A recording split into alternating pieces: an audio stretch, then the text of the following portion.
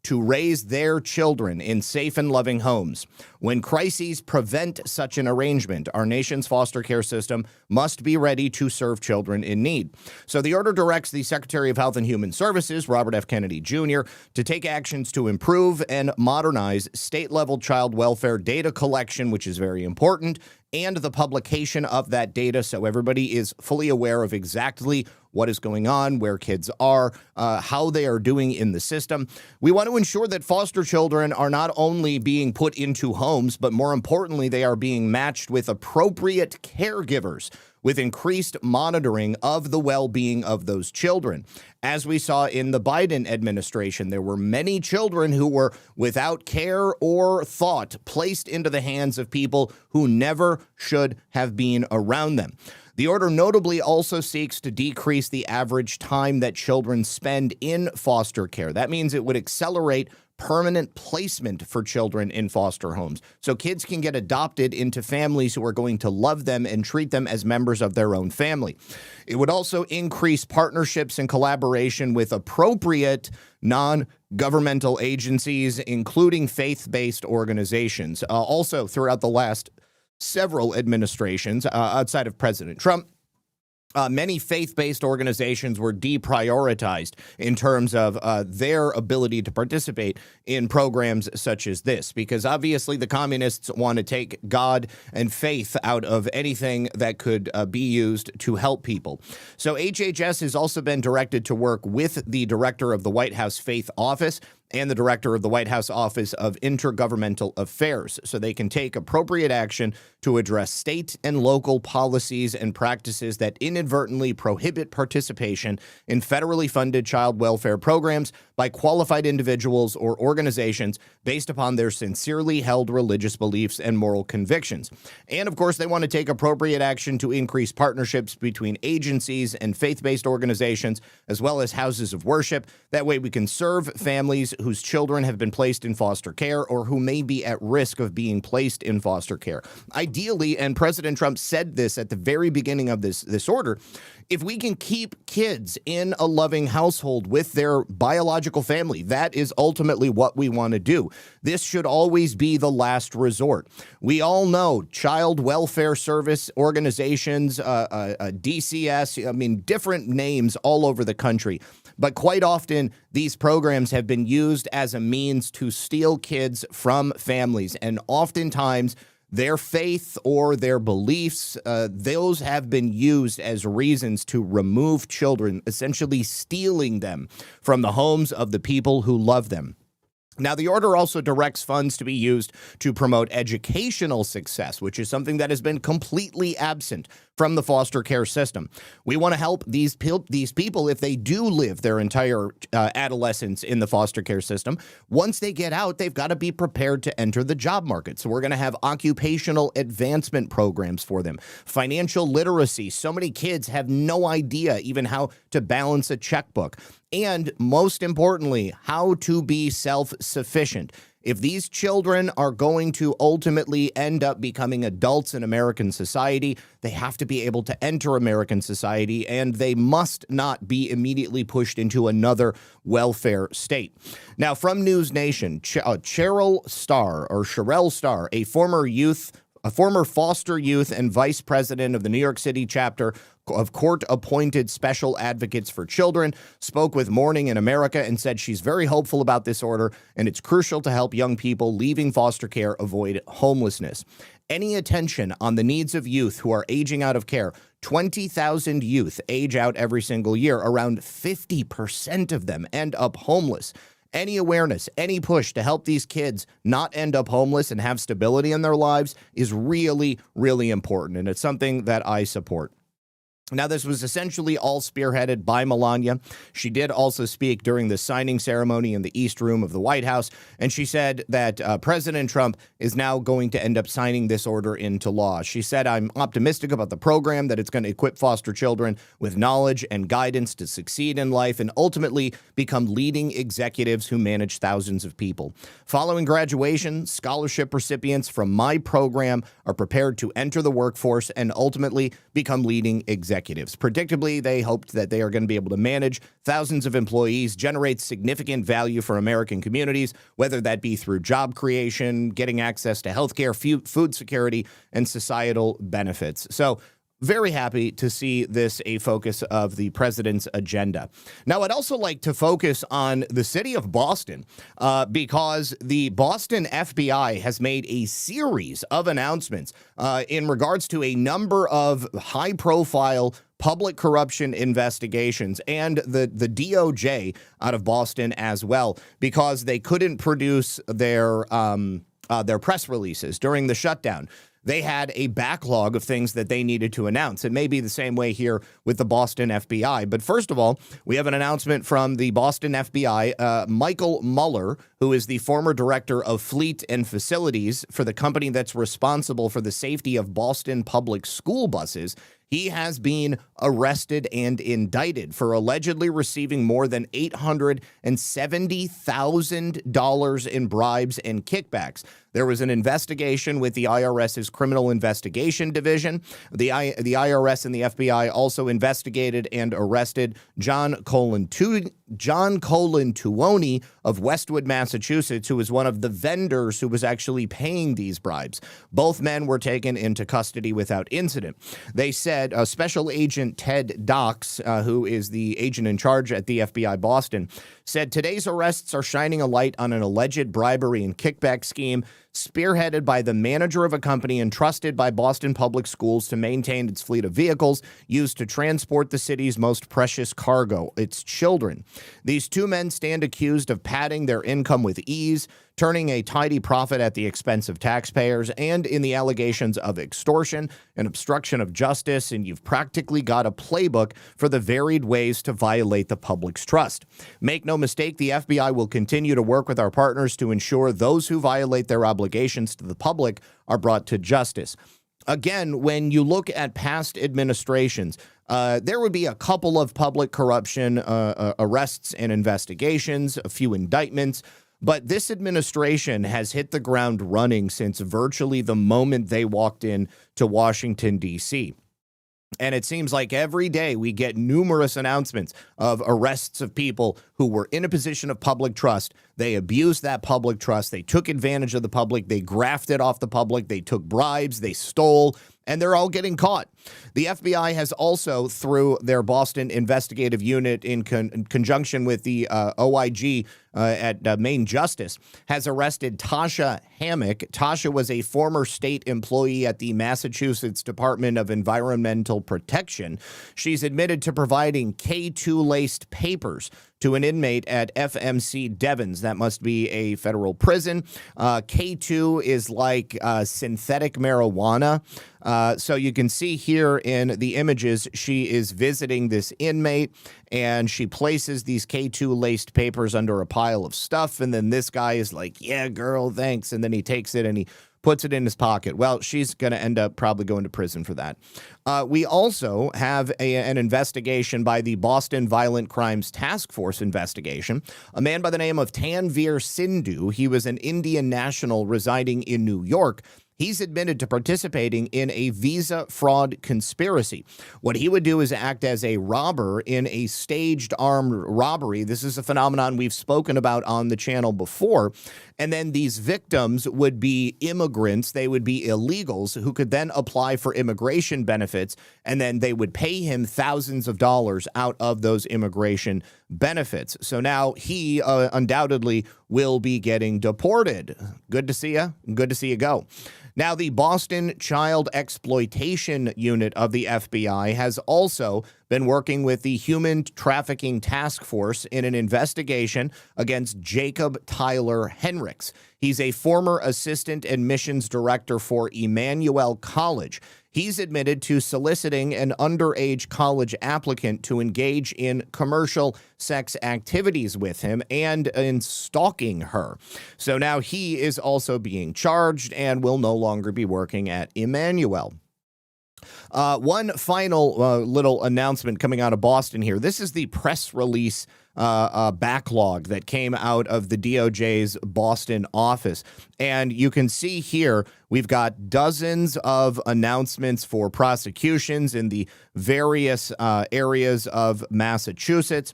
And if you take a look through the list and just, read the headlines, the vast majority of them are crimes that are being committed by illegal aliens. So that's for anybody out there who wants to say that the government is just indiscriminately wrapping people up and pulling them off the street. We have immigration enforcement raids that are happening in major cities all around the country. The people who are being arrested are people who are known criminals. Those people are the first to get off the streets. And if they happen to hang out with other illegal aliens that are not known criminals, those people are going to get wrapped up too. I would say to any of those people, be careful who your friends are, because if you lay down with dogs, you're liable to get fleas. Let me also say thank you to Lee Walden. He says, evening, Miss Lisa and Zach and crew. Hope all is well in your wacky world of the woo. The Twilight Zone is a reality after all. It keeps it between the lines. Love you, mean. Love you, mean it. Love you too, homie. Love you too. All right, now, who cares says, good evening all. Thank you for the shades. And then Filter Dog, thank you for the can. All right, now, yesterday I told you about some 5,000 dead people that were discovered on the SNAP rolls. Well, it turns out in the last 24 hours, Brooke Rollins and the USDA, through their continued auditing efforts, have identified not another 5,000, not another 10,000. We're actually not even done looking, and we've already identified 186,000 people that were getting SNAP benefits despite the fact that they were deceased. And again, that's on top of the 500,000 who were receiving double SNAP benefits. Let's take a listen to Secretary Rollins. Now, even more than that, Secretary Rollins has confirmed that due to the amount of fraud that they are finding in the system, they are going to require every single current SNAP benefit holder to reapply and prove their eligibility. So we are not only going to see all of these fraudulent cases taken care of, but a lot of the other fraudulent cases are simply just going to take care of themselves, much like the CBP Home app having people self-deport. Take a listen, y'all. On day one, when I was sworn in, which was earlier this year in February, the very first thing I did was send letters to every single state in America and said, never before has the federal government asked for the data, but it is a new day. President Trump is the president. We know there's a lot of fraud. We need to help partner with you all to figure out how to make sure that this money and these benefits go to those who truly need it and not rife with fraud and corruption. 29 states, mostly the red states, responded with their data sets February, March, April. So the numbers that you're talking through, those are numbers that we have been collecting and analyzing since early summer, late spring. Okay. The fact that this spotlight shined on SNAP has allowed us to talk about it. But here's the most unbelievable news I have really just over the last few days, that 5,000 dead people, that was just 1 month. The number is closer to 186,000 deceased men and women and children in this country are receiving a check. Now, that is what we're really going to start clamping down on. 500,000 are getting 2. But here's the really stunning thing. This is just data from those 29 mostly red states. Can you imagine when we get our hands on the blue state data, what we're going to find? It's going to give us a platform and a trajectory to fundamentally rebuild this program, have everyone reapply for their benefit, make sure that everyone that's taking a taxpayer-funded benefit through SNAP or food stamps, that they literally are vulnerable and they can't survive without it. And that's the next step here. All right, so we are fundamentally reforming the SNAP benefit program from the ground up, per Secretary Rollins. And that means, once again, that we are going to be able to ensure that welfare benefits are going to the people who truly need them. That is amazing, because there have been so many billions of dollars that have been siphoned out of the American taxpayers' pockets, going into people who have simply been abusing the system.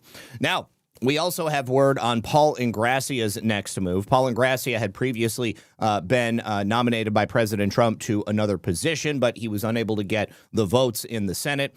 He has now been appointed as Deputy General Counsel at the General Services Administration. We were actually just talking about GSA yesterday.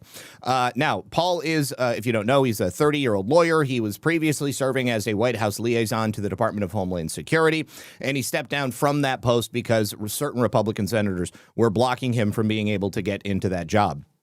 So he is looking forward to his position at the General Services Administration. And unfortunately, I really did want to see Paul as the lead at the Office of Special Counsel.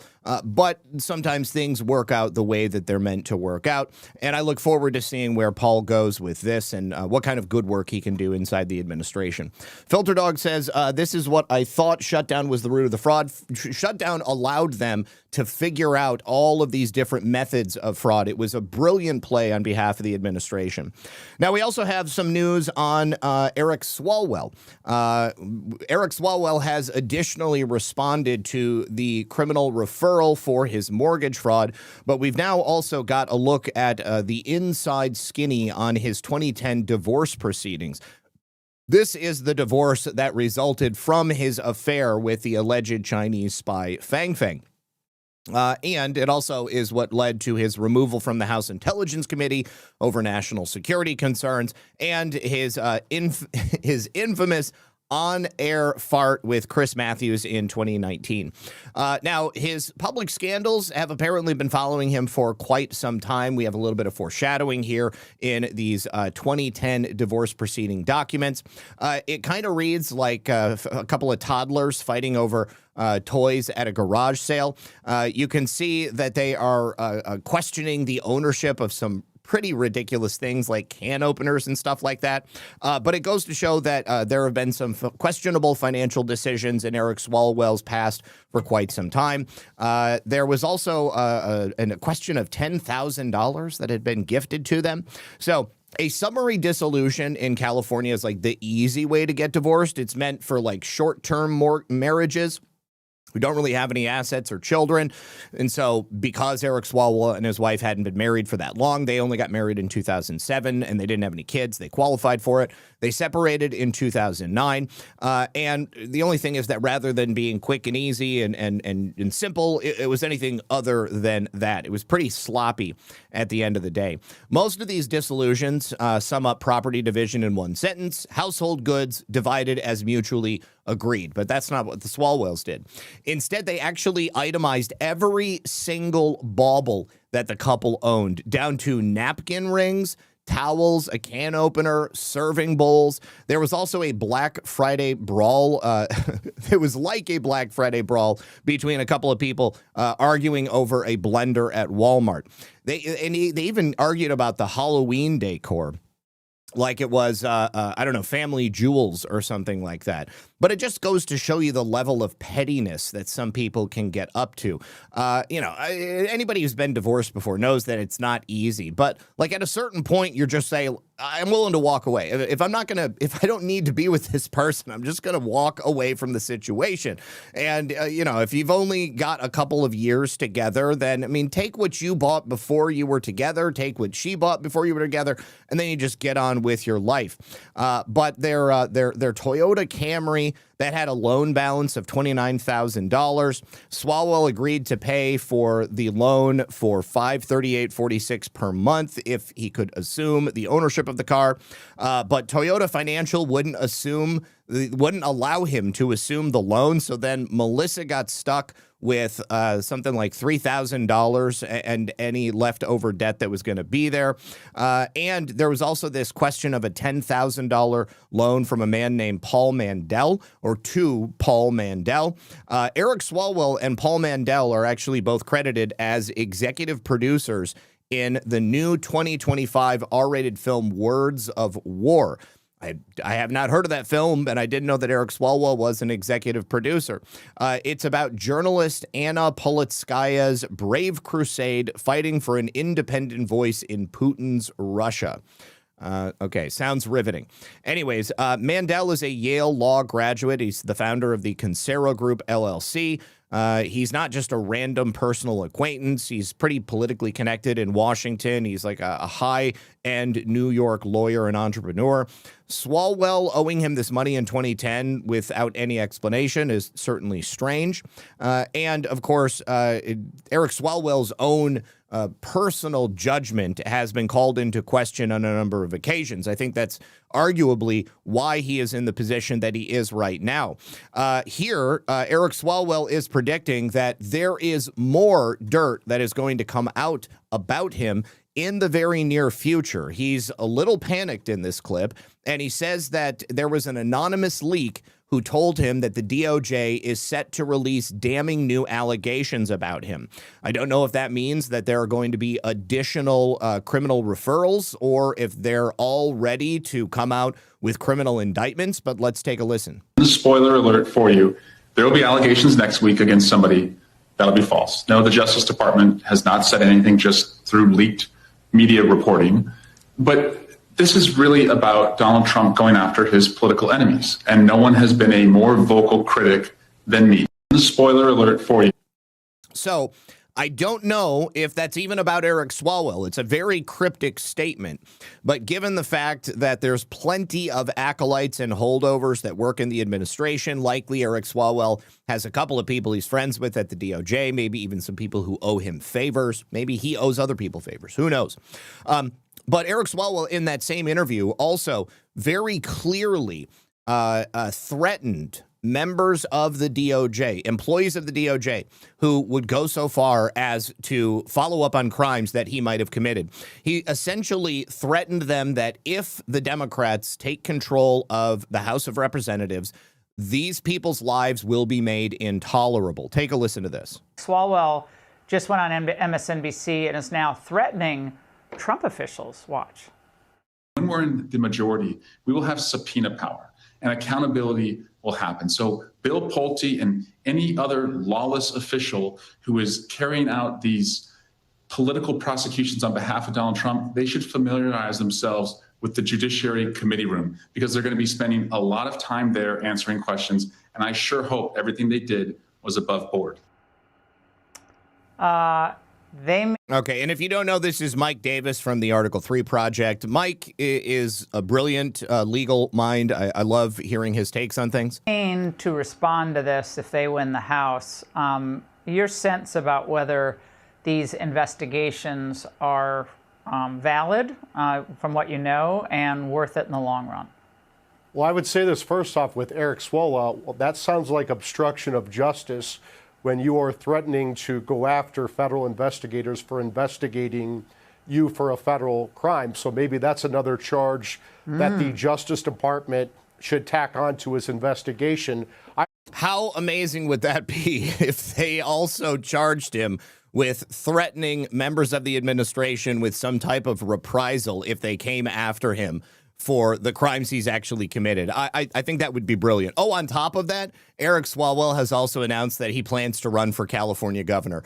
Remember his ill-fated run for president of the United States when he announced he was like driving around in a car with some guy and like nobody showed up to any of his events? I don't think Eric Swalwell is going to be a very good candidate for governor any more than he was for president. I also just found this, Laura, this tweet from Eric Swalwell back on March 13th, 2019. He said this, and I'll quote you: "If you commit fraud in this country, you will be indicted and justice will be served. Plain and simple. No one is above the law." And he wrote, cough, Donald Trump, cough. So I would say this to Eric Swalwell: if you committed mortgage fraud, you will be indicted and justice will be served. Boom. And we actually know that he committed mortgage fraud. I mean, the evidence is pretty clear. We also know that he's not eligible to be a congressman in California's 14th district, where he currently is representing, because he doesn't own any property or even lease any property in the state of California. Now, just going into a little bit more detail about Eric Swalwell's general situation is Joel Gilbert himself, one of the men who discovered Eric Swalwell's precarious legal situation. Of course, he and Sam Antar are the same ones who gave us all of the revelations about New York Attorney General Letitia James as well. They've been remarkably successful in helping the administration to take down these public figures who have quite literally engaged in a set of rules that are very different from the rules that they enforce upon people like you and I. Swalwell, we took a look at his mortgage. He declared he bought and purchased a home in Washington, D.C. that he declared as his principal residence while not having any verifiable address in California. According to the U.S. Constitution, you have to be an inhabitant of the state that you represent. California law, Code 349, you actually have to have a physical address and live there. Swalwell has big financial problems. I looked at his financial disclosures since 2011 when he entered Congress. He still has not paid off his student loans. He still has the same debt to American Express, Chase Bank. He's a financial disaster. And that might be why he can't maintain a home in California like he's supposed to. And in today's article, I wrote about how his 2010 divorce, him and his wife were exchanging and bickering over can openers and salad tossers and plates, clearly because he didn't have any money. So even though he's made $174,000 a year in Congress, he's never paid off any debt. So that makes the whole Chinese spying Fang thing of more concern. Where is this guy's? Well, just to build on that, we know that Fang's alleged scheme was to ingratiate herself with Democrat politicians all around the country and to help inject money into their campaigns to help support them. If Eric Swalwell at this time was facing financial difficulty, then it would make sense that he would be attempting to bolster his income in whatever way that he could. Now, you probably remember that the daughter of James Comey, Maureen Comey, who was unceremoniously let go from the Southern District of New York back in July, has a current lawsuit against them for wrongful termination. Well, the Southern District of New York is the venue where Maureen Comey would be suing the Southern District of New York. So necessarily, the Southern District of New York has recused themselves from the case that Maureen Comey has brought against them. So the U.S. Attorney's Office for the Northern District of New York is now instead going to be representing the Trump administration. And John Sarcone III, who is also a Trump-appointed U.S. attorney, currently heading up the NDNY, is going to be the man in charge of the case. Now, John is a Trump loyalist.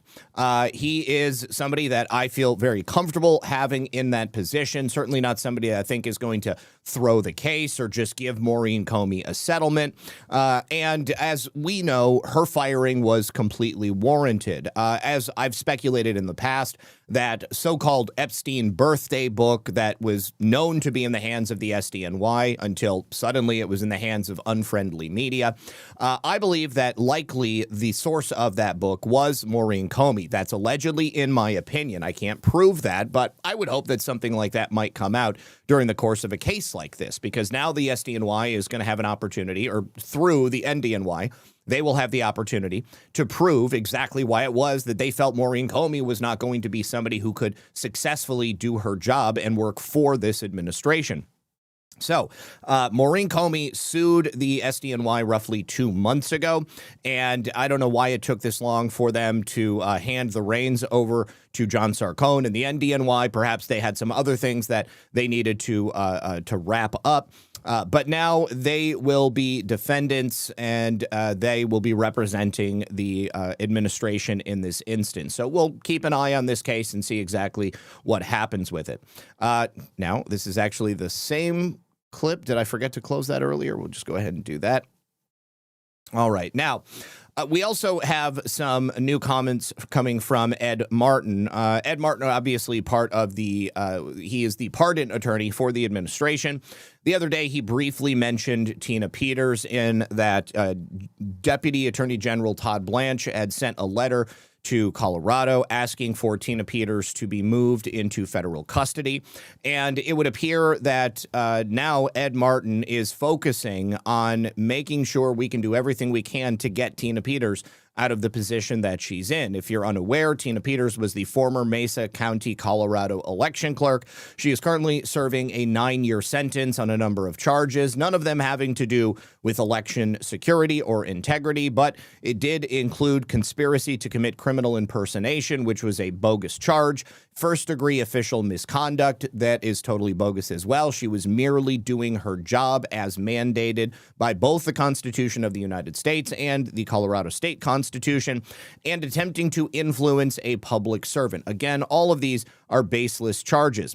So on Sunday, Martin had posted to X that list of the pardoned individuals who were part of the alternate electors cases, and that included former New York Mayor and Trump advisor Rudy Giuliani and former Chief of Staff Mark Meadows. One of those people replying to that thread said, we need to now get going on Tina Peters. And Ed replied, we are working on it.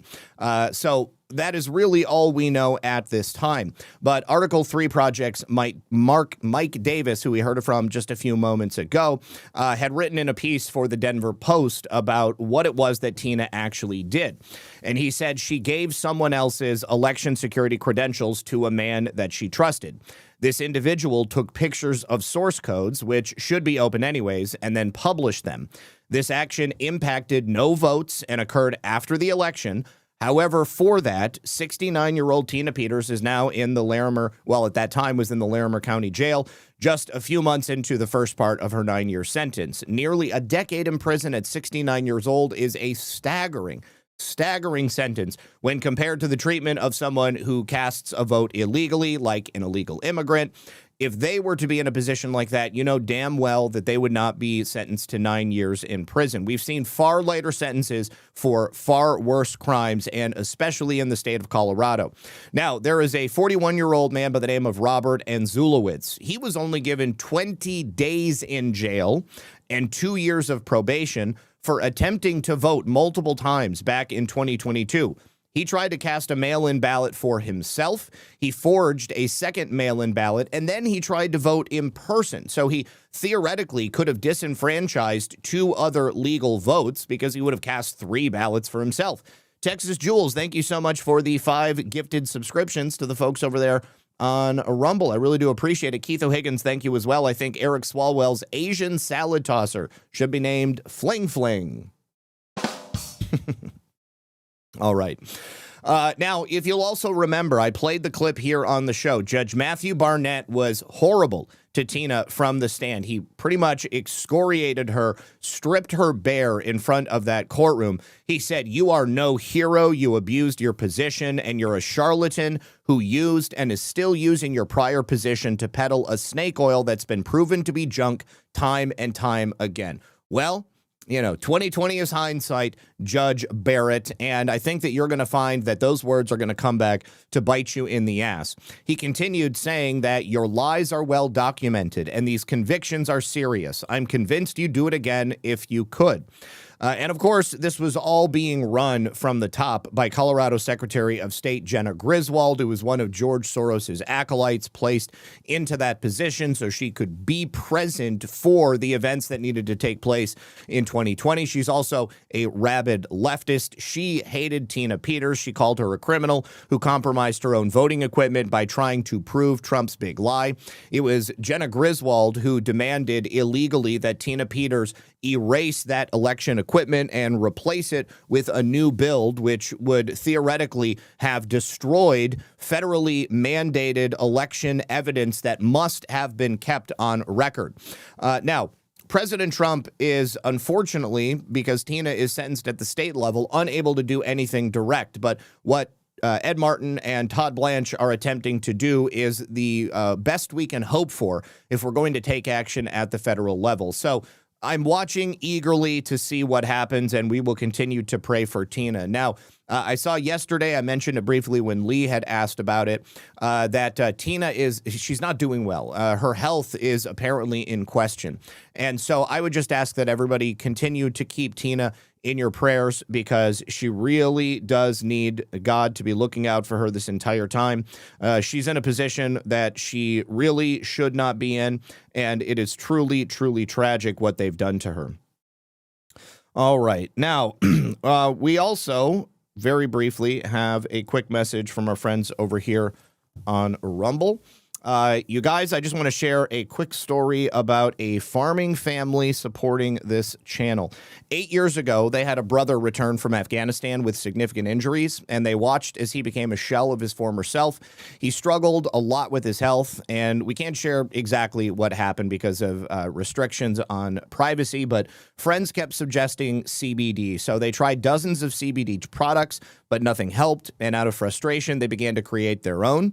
They started making it to help friends because family and the CBD that was working for them was just so clean and powerful as it could possibly be. So then doctors started asking to carry it, and it took off. And now they speak at medical conventions, and they help others across the United States. Now, while most companies have 1 to 10 compounds in their CBD oil, their oil has up to 50. They have 8 things that make them different. They make balms, gummies, pet products, etc., and they're called Emerald Med. So you can check these guys out if you want to get their CBD, and you take it and you don't notice a big difference, then they're actually going to provide you with the full refund. So really, there's nothing to lose. If you want to support a company that supports this channel and free speech with marketing dollars, then you can go ahead and give them a shot. And if you need a source of CBD that's real, they are running an early Black Friday deal. You can click the link below, or you can use the QR code on screen to try Emerald Med for 40% off today. Get extreme muscle and joint relief, support your quality sleep, and even daytime calm. They're worth a try at least once. Just click the link below and use the code for 40% off on up to 2 items today. Thank you very much to Emerald Med, and thank you to Rumble for providing the opportunity. Appreciate it. All right, so we also have a couple of new bits of information about former Special Counsel Jack Smith that was improperly placed in his position. It turns out that former Special Counsel Jack Smith actually met in secret with the then director of the FBI. That would be Christopher Wray, back in May of 2023. Now, that's a few months after he began investigating the January 6th protest. It appears that this meeting between Smith and Wray took place just one day before the FBI created a significant case notification document. Now, this so-called significant case notification document was then given to Senators Grassley and Johnson as part of their investigation into Arctic frost, and that's why we're learning about it now. Grassley, for his part, has blasted the former special counsel. In a statement, he said Jack Smith claims he wants to tell his story to Congress, but when I asked him point blank if he ever met with Garland, Monaco, or Wray as part of his investigation, he refused to answer. Obviously, Jack Smith is afraid that if he speaks, he's going to put himself in criminal jeopardy. And so he's trying to stay quiet until he gets some type of immunity deal. And it was just shortly after this meeting with Wray where Jack Smith ended up indicting President Trump.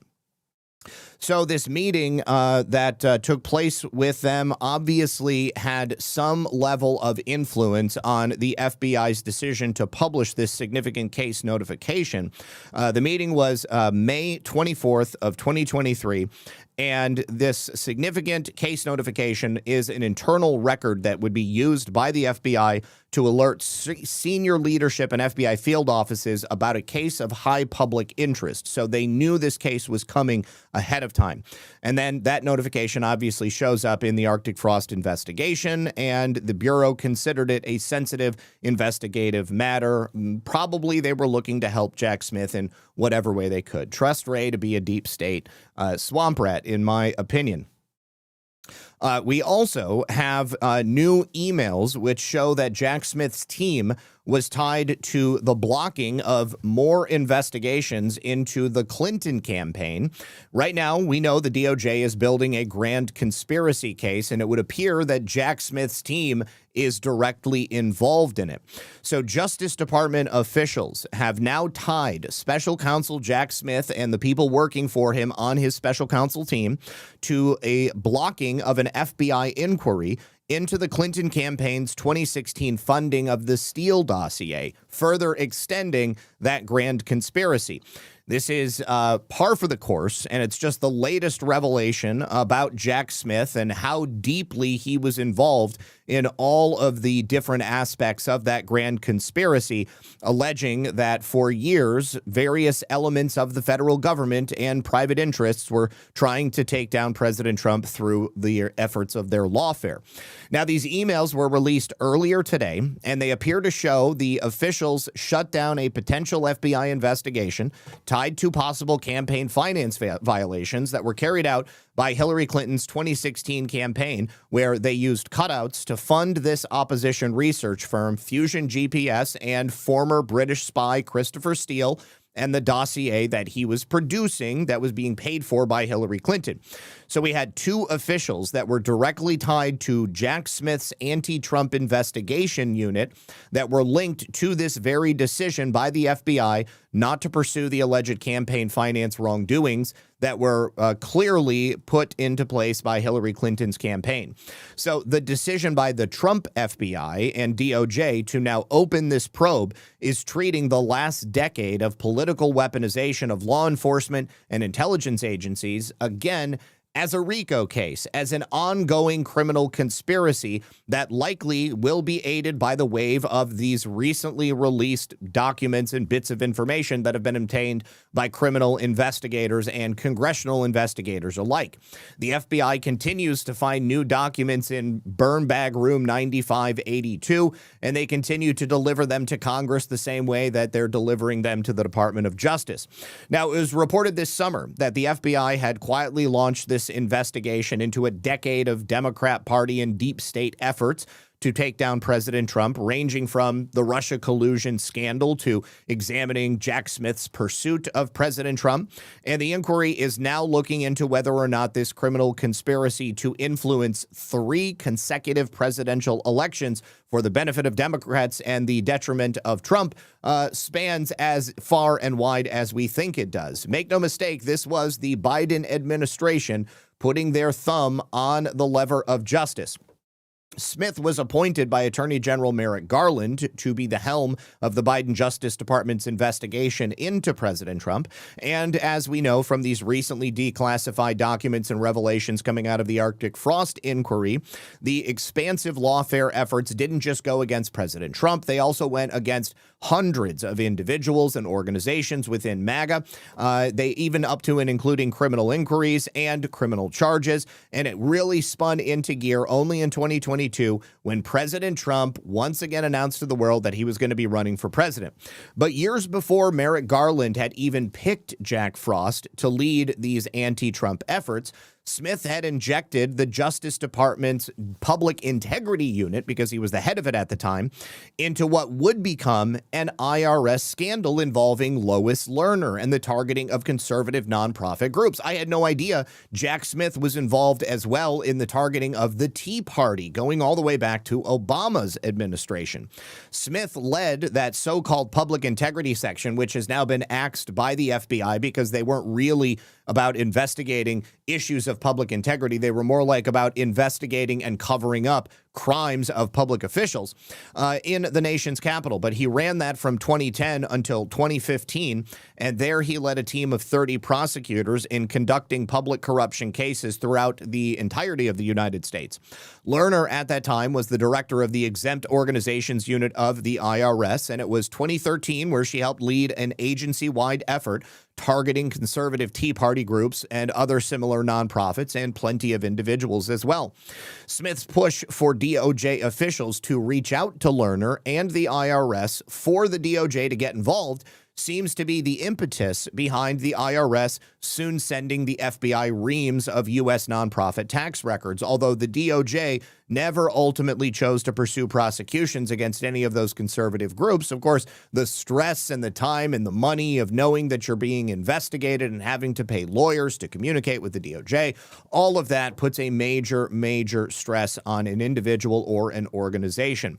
Now, also appearing to tie many strands together is the Bureau's recent discovery of that host of secret investigative documents that were stashed in those burn bags inside that classified space at room 9582 at FBI headquarters. Now, the Bureau said in a series of court filings linked to their prosecution of James Comey that among those records found were many related to the FBI's Mar-a-Lago search, the January 6th Capitol breach, the Crossfire Hurricane investigation, as well as that copy of the classified Durham Special Investigation Annex, which had been hidden from the American public. And there is, of course, plenty having to do with Russiagate-related information, subpoenas that are in the process of going out right now, all at the same time as the DOJ is filing charges against James Comey for making false statements. We've got John Brennan with criminal referrals as well. Peter Strzok and Lisa Page also being subpoenaed. Likely James Clapper is going to find himself in the criminal crosshairs as well. The list goes on and on. And we've also got the Federal Election Commission coming in right now. It was in 2022 that they ruled there was probable cause to believe that Hillary for America and the DNC violated federal laws by misreporting the purpose of certain reimbursements and the disbursements, and they were fined. The FEC said the DNC paid $849,407. And the Clinton campaign paid $175,000 to law firm Pkwy for what was alleged in a complaint to be opposition research that was done by Fusion GPS. The Clinton campaign reported the purpose of all of those payments were legal services, and the DNC reported the purpose of those payments was legal and compliance consulting. However, that's not what they were, and that's why they ended up getting fined. Clinton campaign lawyer Mark Elias has also hired the opposition research firm Fusion GPS. He was the one who was actually the middleman for the whole thing. They, in turn, hired Christopher Steele in 2016. Elias has also testified he was aware of what Fusion GPS was planning to do in paying Christopher Steele for the Steele dossier, and that he was briefing reporters on the anti-Trump research he was doing in the midst of the 2016 election. He actually met Christopher Steele during the 2016 election. Periodically, he would also brief the campaign about the findings that Steele and Fusion were putting together before the final document even came out. It was also special counsel John Durham who said that members of the Clinton campaign, including Fusion GPS and Pkwy, all played a coordinated role in pushing these so-called Russian collusion claims that were totally baseless, and that Mark Elias was part of this joint venture in 2016. He should have been criminally indicted, but of course it was at that point the Biden administration, and they weren't going to do anything about it. So the FBI would pass on a criminal investigation into the campaign finance angle, and we now know that the reason they passed on that criminal investigation is because Jack Smith actually got involved and said you can't go after the Clinton campaign. Same thing that Sally Yates did when she was at the DOJ previously. Senator Chuck Grassley also commenting on this. He said the decision to decline the investigation into the Clinton campaign and the DNC was actually made by Richard Pilger. At that point, he was a leader in the DOJ's public integrity section. Also, J.P. Cooney, who was working at the time within the U.S. Attorney's Office for the District of Columbia, probably the most corrupt district in the whole country. Grassley notes that Pilger was later pivotal in reviewing and approving the opening of none other than Jack Smith's Arctic Frost investigation.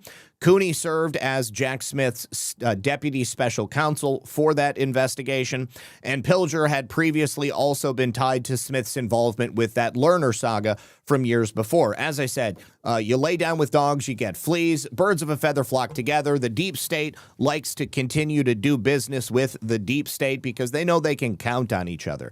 They know that if it's necessary to do something untoward that will take down a political enemy, they'll be able to rely on each other to keep cover.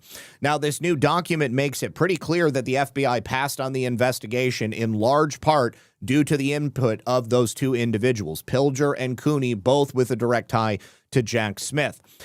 So, a federal grand jury is currently in the process of issuing more than 30 subpoenas to bring in all of those that were related to the Trump-Russia collusion hoax, everybody who propagated it within the U.S. intelligence community, within federal law enforcement from 2016 and beyond. This is a grand far-reaching RICO case, and each and every one of these people are going to be falling all over each other to turn state's witness. And if they don't, then they're all going to have to stand trial, and hopefully their own words will be used as evidence against each other. I can't wait to see where this goes.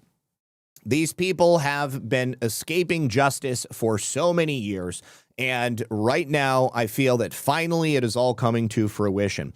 Good to see it.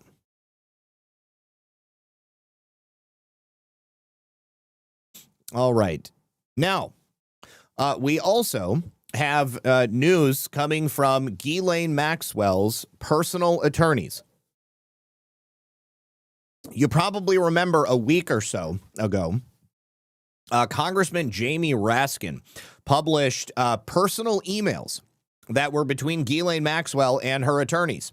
We said at the time, how is it that he was able to get these emails? Well, it turns out that it was actually staff at the prison, and they've now been fired for leaking these privileged emails that were given to the Democrats and then released by Jamie Raskin. Now, as a result of that, Ghislaine Maxwell's legal team is filing a new habeas petition challenging her imprisonment. And of course, they are seeking to get her out of prison based upon a violation of her rights. So let's take a look at this press release coming from her counsel. The release to the media by Congressman Raskin of Miss Maxwell's privileged client attorney email correspondence with me is as improper as it is a denial of justice. Congressman Raskin is a ranking member of the House Oversight Committee, an attorney and law professor. He must be aware that his conduct undermines the whole legal process. His action should be a matter for professional disciplinary action. I agree with that, and I would hope that it would be. But Jamie Raskin released those emails during the course of his duties as a congressman, even if they were improper and unethical. There have been appropriate consequences already for employees at the federal prison camp Bryan. I wonder if these are the same employees who were publicly bitching about the fact that they were, making sure that Ghislaine Maxwell was getting fed properly. They have been terminated for improper, unauthorized access to the email system used by the Federal Bureau of Prisons to allow inmates to communicate with the outside world. The provision of those emails to a federal official who then caused them to be shared with the media is a breach of constitutional protections, including the First, Sixth, and 14th Amendments afforded to all prisoners, regardless of what they were tried and imprisoned for. Dressing the improper action up as whistleblower information does not mitigate the fact that the mails were both illegally obtained and put to unconstitutional purpose. It is clear that no effort to fact-check the credibility or veracity of the so-called whistleblower was made by the representative or his office. For Representative Raskin to seek to make political capital from such publication and from the content of personal emails between Ms. Maxwell and a family member is both shocking and reprehensible. Regrettably, this is just the latest example of Miss Maxwell's constitutional and human rights being ridden roughshod over. This began in July 2020 with her 2 years of torturous incarceration in solitary isolation and suicide watch at the infamous MDC Brooklyn, followed by more than 3 years at FCI Tallahassee, an institution that the DOJ's own Inspector General on independent investigation found to be filled with black mold, with inmate food contaminated with rodent droppings and infested with insects. Ms. Maxwell will shortly be filing a habeas petition with the Federal District Court in the Southern District of New York. Habeas petitions are distinct from petitions to the Supreme Court in that they relate to prisoners' rights and conviction challenges. Contrary to Representative Raskin's assertions, Ms. Maxwell has not requested a commutation or a pardon application to the second Trump administration. Now, prior to any such application, a prisoner needs to demonstrate that all possible avenues of appeal have been exhausted. In Ms. Maxwell's case, her habeas petition provides the court with material evidence not available at her trial in November through December of 2021. In the 4 years since the verdict, new evidence has come to light and is continuing to do so. We're going to talk about some of that new evidence in just a moment. The habeas petition demonstrates that had this evidence been available, it would have a material impact on the trial's outcome. It also demonstrates unequivocally that significant government and juror misconduct occurred pre, during, and post-trial, making the verdict at the very least unsafe.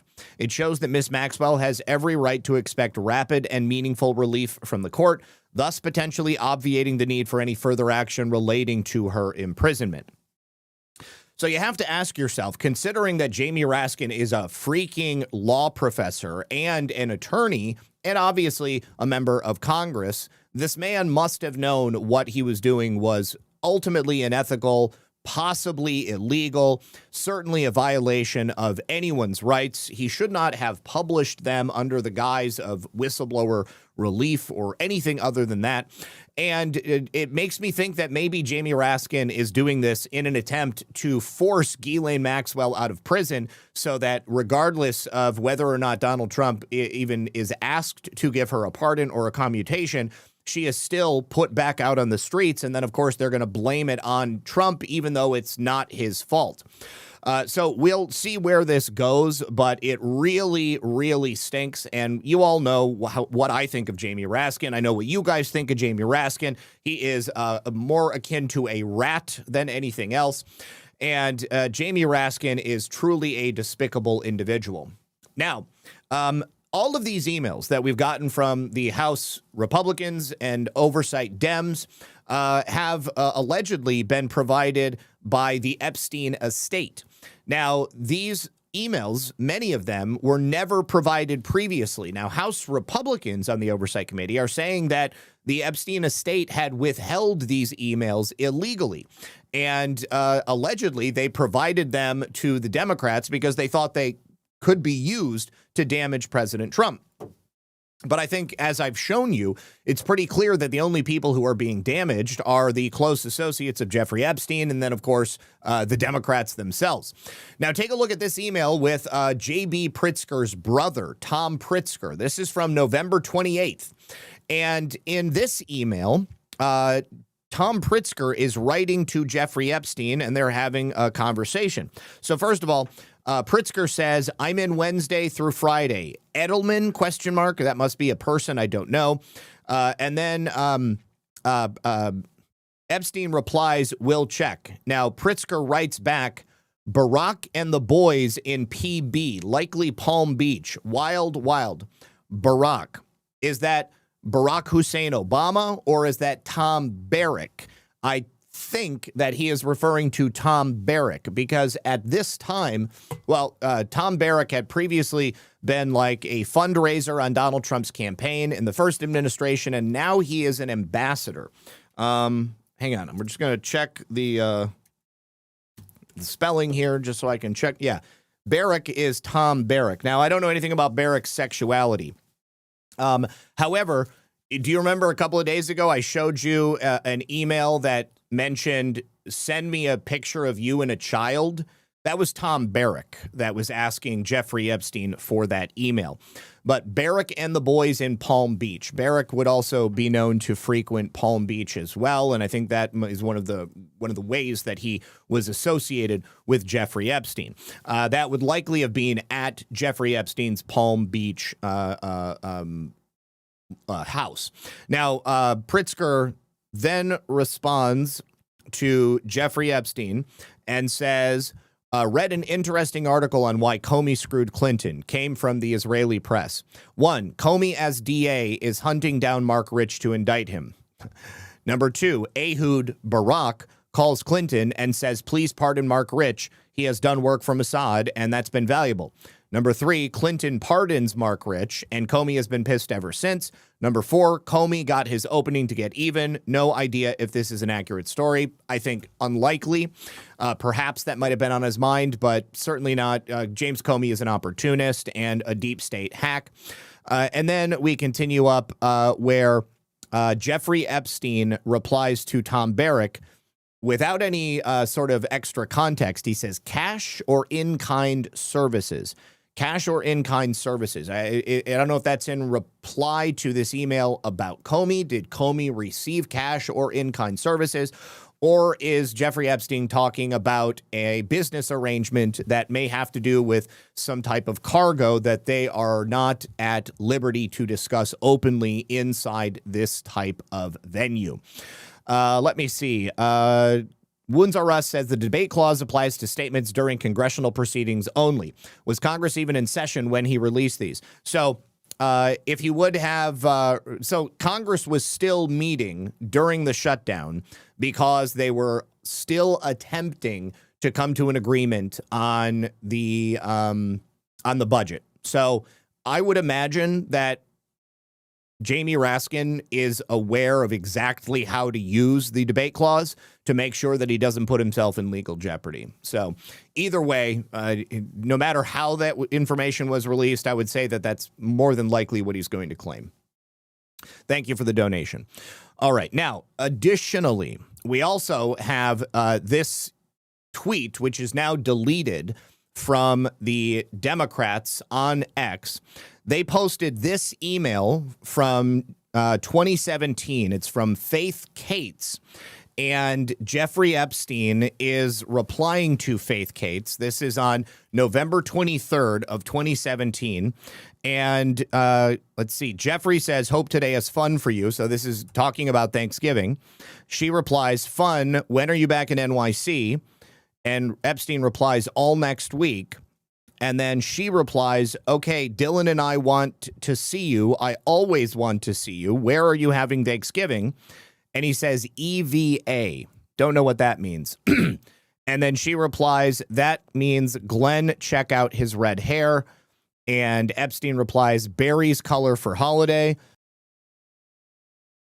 And then she replies, he's such a snooze. Who else is down there? And Epstein replies, David Feizal, Hansen, and Trump.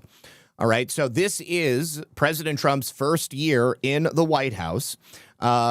If he was having Thanksgiving in Palm Beach with his family at Mar-a-Lago, that would make total sense. That doesn't mean that Jeffrey Epstein was hanging out with Donald Trump on Thanksgiving. Now, after reading through many of these emails, it seems there's one theme that continually comes up, that Jeffrey Epstein does not like Donald Trump, and that Jeffrey Epstein is constantly throwing barbs at Donald Trump, trying to make others that he's speaking to believe that he has this, like, deep understanding of who Trump is and, why he's doing the things that he's doing. He can predict his moves, that sort of thing.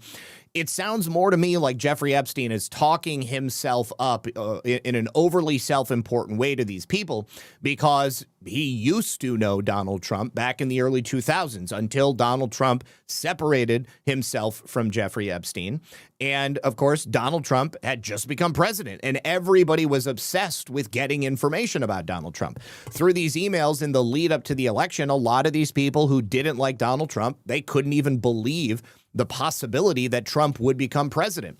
And so they were asking Jeffrey Epstein because they knew how powerful Jeffrey Epstein was and that he was connected to that deep state network that was working very diligently to make sure Trump never would become president. So when he did, everybody kind of freaked out. So the Democrats post, documents show Donald Trump spent Thanksgiving with Jeffrey Epstein in 2017. At the time, Trump was already president and Epstein was already a convicted sex offender. Fake effing news, okay? That's not what this email shows. It's so funny that when there is like this vague reference to Trump in any of these emails, what they continue to do is sort of divine their own logic and reasoning for the words spoken in these emails. It's always that Donald Trump connected to Epstein because you see his name here. But it's not true. And as such, the Democrats have now deleted this tweet.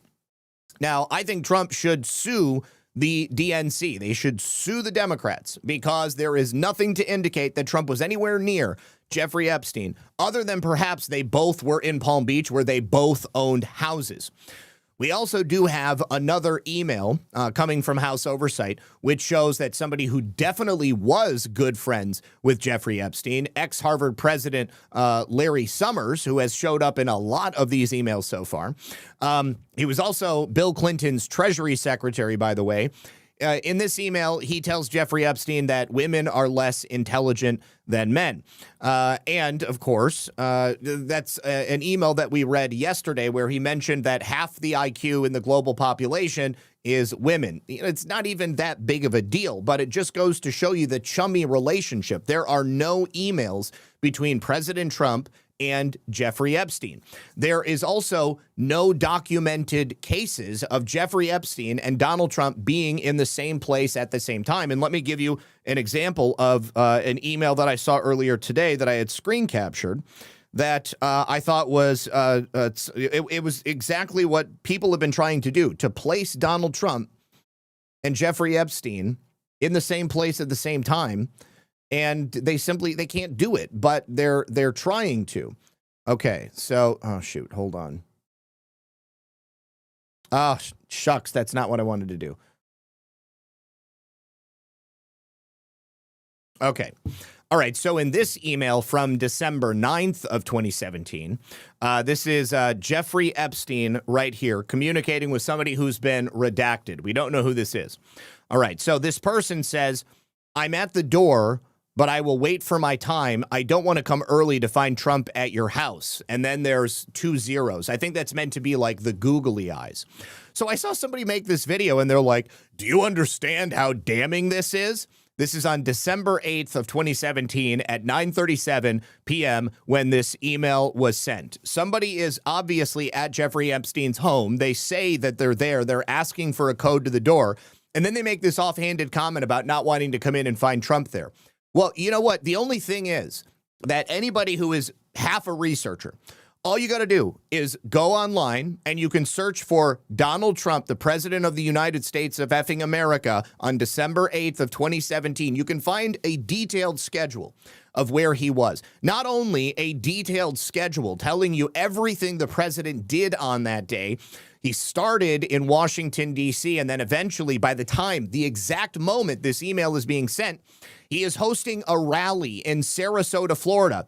That rally began at 7:30 p.m. So that means Donald Trump likely arrived from the plane on the tarmac at 7:30 p.m. And then at 9:30 p.m., he's still on freaking stage. There's video of it. There's video of it. So you can immediately debunk a claim like this. The type of garbage that is coming out of people's minds right now is just absolutely shocking. Maybe it shouldn't be shocking. People are retarded at the end of the day, aren't they? All right, I have another one I want to show you guys. Yes, that's the scam, Freya. That's the scam. You know, you've got somebody who has a channel where they get a lot of views. They go on that channel and they say, look at this email. It says Trump is in Jeffrey Epstein's house. Do you understand how damaging this is to the administration? This is why they're trying to cover up the Epstein files. But that's not what's happening at all. And we'll show you in just a moment. Let me show you this next email right here. All right, so this one is from Tom Barrack, and this is the one that I wanted to show you again. Send photos of you and child. Make me smile. This is really damaging because we know who Jeffrey Epstein is. We know the activities that he was up to. At this time, on March 9th of 2016, Jeffrey Epstein has been a convicted sex offender for years, okay, nearly a decade at this point. So Jeffrey Epstein doesn't have any children. Jeffrey Epstein doesn't have like a ward or a child that he's adopted. Sure, he has some girls that he had smuggled from like Eastern Europe. That is well documented. So who is it that Tom Barrack is asking for pictures of? Anybody, do you think for a moment that it's like his nephew or his niece? Or is it more likely that given Jeffrey Epstein's predilection for this type of behavior, that it's probably a child that's being abused or trafficked? I think that's the only thing that makes sense. This is the type of deduction that you can make when you know patterns and behaviors of people. But if you're going to be a researcher making claims about the president of the United States, do a baseline of investigation and go find out what the president was doing at the time that an email like that was sent. There appears to be a series of kind of off-color jokes that people keep making. There's another one where Mark Epstein is messaging his brother Jeff, and he quite literally says, I wonder if Putin has the picture of Donnie T blowing Bubba. Bubba is Bill Clinton. Okay, so the insinuation being, if there is a picture, that Putin would have it. Okay, that sounds like the type of rabid fever dream Dem nonsense that I hear all the time. People, of course, Donald Trump, he's being blackmailed by Putin. There's probably a picture of him giving a blowjob to Bill Clinton. Does anybody here really believe that that's even a realistic possibility, that Donald Trump would have performed fellatio on Bill Clinton? Like, give me an effing break. That's not damaging to Donald Trump. It shows how sick Mark Epstein is to joke about something like that with his brother. Nothing like that would have ever happened. Nothing like that is ever in danger of coming out. These people, go back to the very beginning of the show, terminal Trump derangement syndrome. They can't think about anything else. All right, so that leads us to the timing that I mentioned at the beginning of the show. So now that the Democrats have forced themselves into a corner, President Trump has announced that Pam Bondi, the the Attorney General at the Department of Justice, is now being ordered to investigate the people who actually were engaging in this type of behavior with Jeffrey Epstein. People like Bill Clinton, banks like JP Morgan that were moving his money around from the trafficking of children. I hope Tom Barrack is on that list. I hope that Tom Barrack ends up resigning his position. But there are many, many people who were joking around with Jeffrey Epstein after he was a convicted sex offender, loving hanging out with him, couldn't wait to see Jeffrey Epstein at Thanksgiving. I don't know about you guys, but I don't have anybody in my life that's a convicted sex offender. If there was anybody that I knew that comes out and has to admit that that's the type of thing that they're involved in, you're done. Like, we got nothing to talk about. Like, you're not my friend anymore. You're my enemy as far as I'm concerned. If Donald Trump was shown to be a pedophile, I would have no need for him in my life. But here's the thing. He is the exact opposite of that. He is a savior of children. He's the only politician of the modern age who has even shown a light on anything like this. The Dems have had years to expose the truth of Jeffrey Epstein. But you know what they were doing? The entire time, they were friends with Jeffrey Epstein. They were using the Epstein network. They were going above and beyond, hanging out with him in media circles, inviting him to their MIT research parties. They were falling backwards to have him donate money to their 501c3s and their nonprofits. So President Trump has announced that he is directing the Department of Justice to finally do a real investigation into the numerous people who, despite Jeffrey Epstein's status as a sex offender, were best friends with him. We're associating with him. We're hanging out with him. How do you think Bill Gates is feeling about this right now? How do you think Reid Hoffman is feeling about this right now? How do you think that JP Morgan Chase is feeling about this? They've already settled because they were making money off of Jeffrey Epstein's trafficking empire. So it's the Democrats who first started this latest salvo. Okay, the hunters have now become the hunted right here. They thought they were going to release a couple of key emails and try to crucify Donald Trump, but obviously they're too stupid to be able to do that. They had no forethought. They couldn't think ahead. They think that the American people are too dumb to actually look into this. So President Trump is now turning the tables on the people who thought that they were going to continue on with this hoax of a White House Epstein cover-up. He said now that the Democrats are using the Epstein hoax involving Democrats, not Republicans, to try and deflect from their disastrous shutdown and all of the other failures, I will be asking AG Bondi and the Department of Justice, together with our great patriots at the FBI, to investigate Jeffrey Epstein's involvement and relationship with Bill Clinton, Larry Summers, Reid Hoffman, the founder of LinkedIn, who also funded the E. Jean Carroll lawsuits against President Trump, JP Morgan Chase, and many other people and institutions to determine what was going on with them and him. He said, this is another Russia scam with all arrows pointing to the Democrats. Records show that these men and many others spent large portions of their life with Epstein and on his island. Stay tuned. If you'll remember, Epstein visited Bill Clinton's Oval Office 17 times. Epstein had Bill Clinton fly on his infamous Lolita Express multiple times.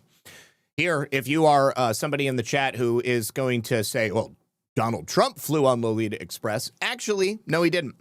Jeffrey Epstein owned multiple planes. The Lolita Express is the one that he bought and used to fly to the island after Donald Trump and him were no longer associated, after Trump had him kicked out of Mar-a-Lago. There was another plane that would fly back and forth routinely from Palm Beach to New York. That was the only plane that Trump caught a ride on, just going back and forth to New York. Free airline ride. Hey, why not? Epstein was just a guy at that point. A witness also said that Clinton not only spent time on Epstein's island. Thank you very much. Let me see who that is from. Do a quick refresh over here on Ko-Fi. Looks like someone, is that really their name? Someone supported me. Only visible to me, $20. Thank you so much. I really appreciate it. No additional message, but I appreciate you. It was Bill Clinton who spent time on Epstein's pedophile island. And was there with Ghislaine Maxwell. He was great friends with Ghislaine Maxwell. They were also present there with young girls, too young to be involved in a situation like that. Clinton was also photographed with his arm around one of Epstein's slaves, and he was also getting a neck massage from another one. There's a very famous young woman, a child handler. I won't say her full name because the one time that I did, she almost got my channel taken down. And he even reportedly had an affair with Ghislaine Maxwell. That's all coming from the book Citizen, where Bill Clinton admitted that he flew on Epstein's jet. However, he said it was only for business purposes. Lots of business taking place on Jeffrey Epstein's pedophile island. Yeah. So Pam Bondi has also responded to the president. Now, let me tell you a little bit about this.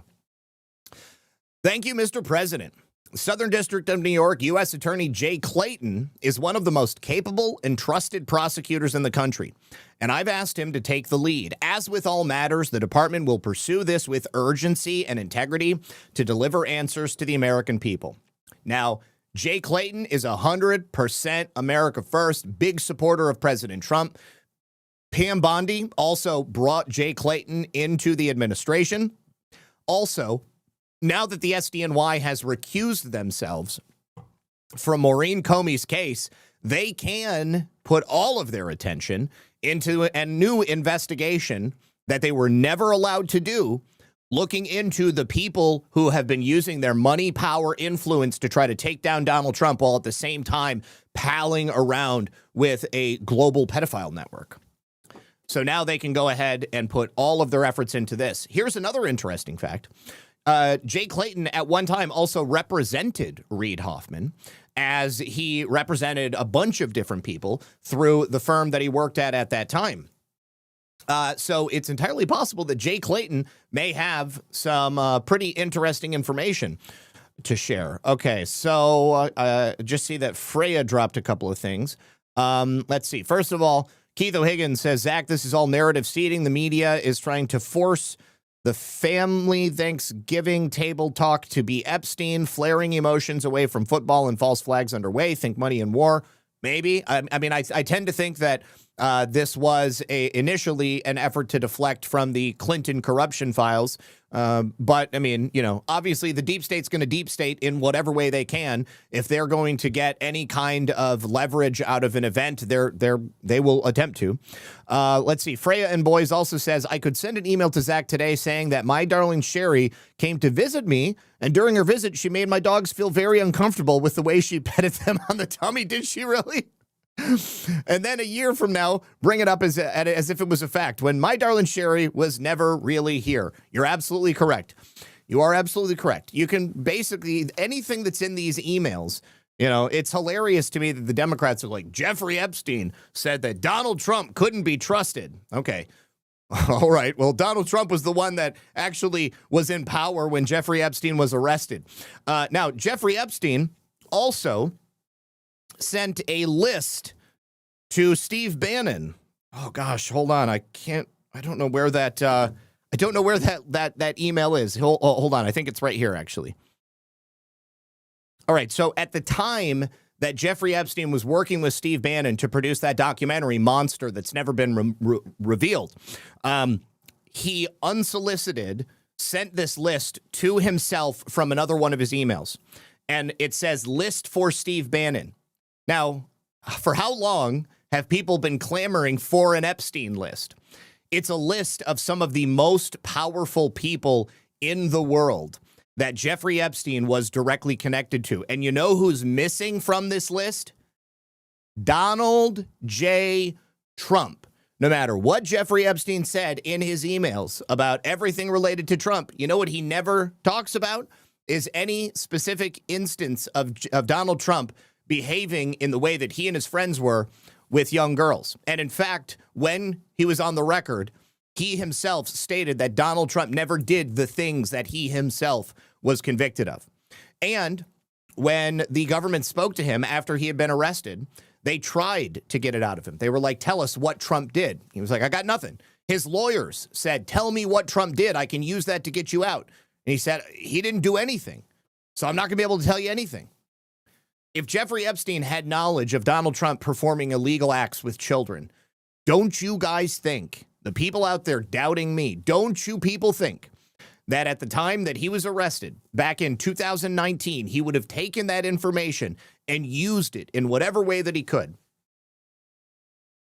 I mean, that's the only thing that makes sense. So you've got Lord Peter Mandelson, Barnaby Summers Watson, Alex Botstein, Kareem Turge, Pritzker, Edelman, Seth Lloyd, Barack, and Barrick. Ehud Barak, and then Tom Barrick. Anyways, Rumler, that's his the lawyer for Obama. Anyways, Ken Starr. You've also got a lot of spelling mistakes in here. Kaufman, Seligman, Woody Allen, Clinton, Prince Andrew, John Kerry, Peter Thiel. The list goes on and on. Anyways, what is this list? What is this list that Jeffrey Epstein was sending to himself that he intended to give to Steve Bannon? Is this a list of people who were using his services? I don't know. We'll never know. We'll never know. All right. Now, continuing. Several Democrats who are clinging desperately to the narrative that Donald Trump is somehow a PDF file. They're all putting themselves in legal jeopardy. And that includes Jennifer Welch, the wine mom from New York, who was like proud of the fact that a homeless person was masturbating looking at her as she was walking on the subway. Real classy broad. But take a look at this. Listen to her because she's about to get sued by President Trump. Teenage girls that you know that are 14, 15, 16 years old, no matter how developed or underdeveloped they are, think about how childlike they are mentally and emotionally. And then think about 40, 50, and 60-year-old men that you know. And that's what happened here. These men are rapists. They are pedophiles. They are predators. And the Republican Party, under the Christian signaling leadership of Kanks, are trying to act like they care about children. And you even have Kanks talking about the Bible protecting children. Well, they do. They're the only ones who have, but that's neither here nor there. He participated in and knew all about this child pedophilia ring. And because he's so compromised, Okay, none of that is true, obviously. And so she's just opened herself up to a multi-billion-dollar lawsuit. I sincerely hope that that happens. Connecticut Senator Chris Murphy, also a Democrat. In this clip, he also accuses President Trump of being a pedophile at the center of a child trafficking ring.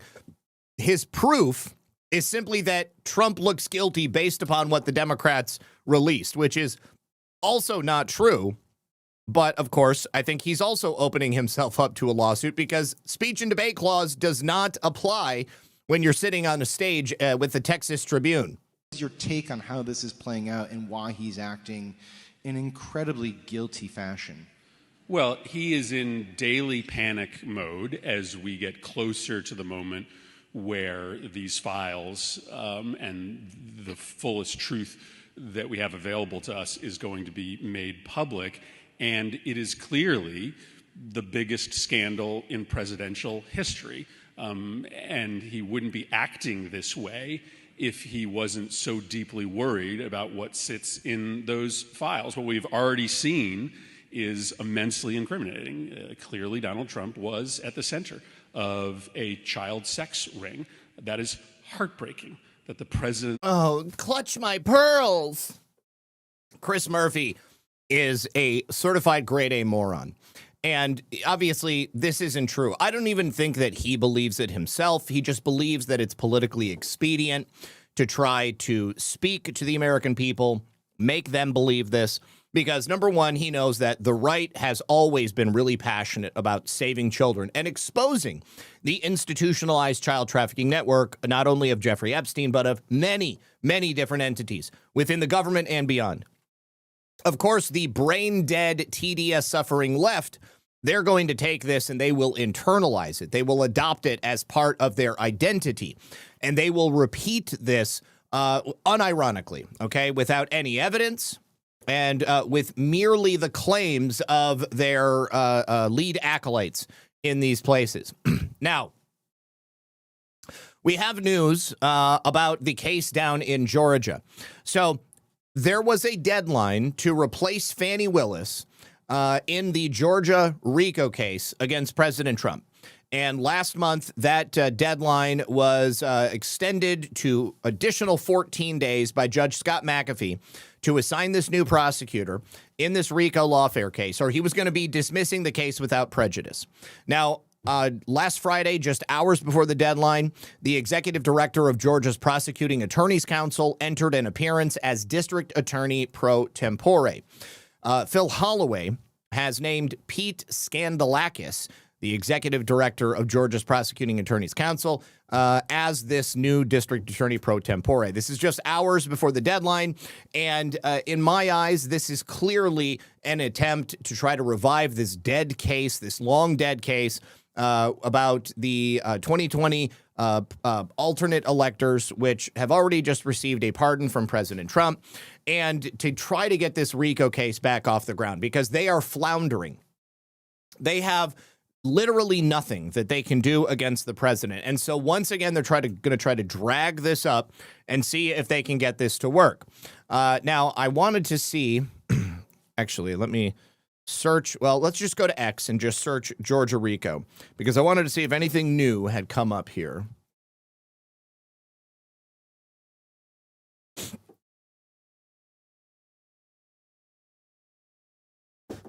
All right, because this is all that I had seen.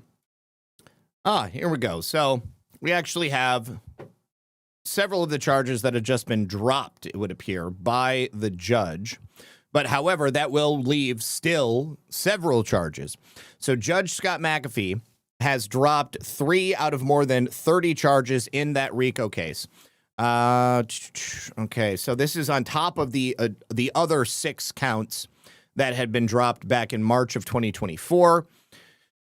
Friday, McAfee ordered that counts 14, 15, and 27, conspiracy and criminal contempt to file false documents, filing false documents respectively, should be dismissed.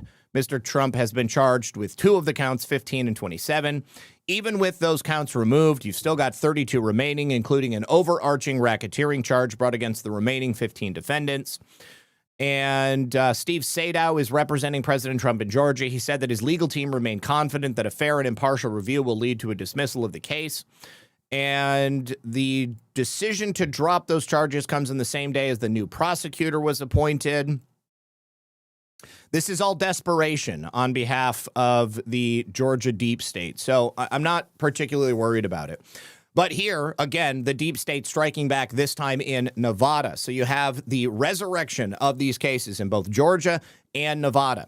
The Nevada Supreme Court has once again revived the 2020 alternate electors case as soon as President Trump issues these sweeping pardons. You can see that there is some level of communication going on here. So last year, Clark County Judge Mary Kay Holtis had dismissed the case against those 6 GOP electors, and the judge said Clark County was not the appropriate venue to bring those charges, and the judge agreed the case should have been brought in Carson City. It was a unanimous 6-0 decision on Thursday. The Nevada Supreme Court overruled the lower court's decision and revived this Trump electors case. It's now been nearly 2 years ago that the Democrat Attorney General Aaron Ford had announced these charges. When Democrats cast alternate electors, it's called dueling electors. But when Republicans cast alternate electors, they're called fake electors. And of course, indictments come down, and it is always from a crooked Democrat Attorney General. So the Attorney General has also now spoken out after the Supreme Court has given him this win. Aaron Ford wasted no time issuing a triumphant statement. Let's see, what is that statement? Okay.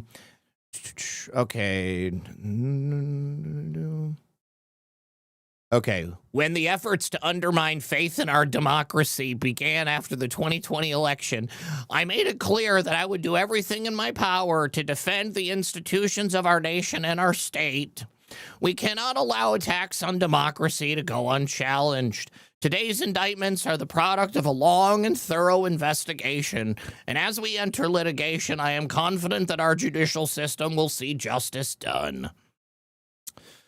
Here he is, right there, Aaron Ford. At the time that the case was initially thrown out last year, Aaron Ford said that the judge got it wrong. He said, we're going to be appealing immediately, and that's why we have this overturning in the state Supreme Court. They said in their decision, we conclude the venue was properly laid in Clark County because the offenses charged were not complete upon mailing, but rather necessarily involved the receipt of the certificates at the location to which they were mailed. Respondents do not dispute that the certificates were delivered to a recipient in Clark County. The district court erred in concluding that the alleged crimes were complete upon mailing from Douglas County. We therefore reverse and remand. You also know that uncertainly in these cases, the government itself will probably be intervening in some fashion. I don't see them going anywhere, but I do see this as yet another series of endless legal attacks, which are designed to just destroy these people. The only difference is now that we have President Trump and his administration in office. So we are going to have to just see how this plays out. But very sad day for law and justice. All right. Let's see. Real quickly, before we continue, I have a very brief message from over here on Rumble. You guys, this country was built by calloused hands and unshakable grit. And at Sea of Mud Apparel, they make gear for the ones still out there doing the hard work, the forgotten men and women of rural America. Every piece they make is American-made, patriotic, and built to last. It's rugged, durable, and it's made for folks who don't quit when the job gets tough. And right now, you can buy one, get one free all the way through Thanksgiving. Plus, if you send them a photo wearing your Sea of Mud gear, they're going to hook you up with a 25% off site-wide discount code for your next order. So don't wait, gear up, stand tall, and show what rural America is made of. Head over to seaofmud.com right now. That's again, seaofmud.com, and use the code RUMBLE for 15% off and take advantage of that buy one, get one deal before Thanksgiving. Sea of Mud Apparel, rural America's clothing company, built for the forgotten and worn by the proud. Thank you very much to them. They also sent me this Donald Trump tumbler right here. I use it to drink copious amounts of water every single day. All right. Appreciate you guys hanging out here. If you wouldn't, and there we go.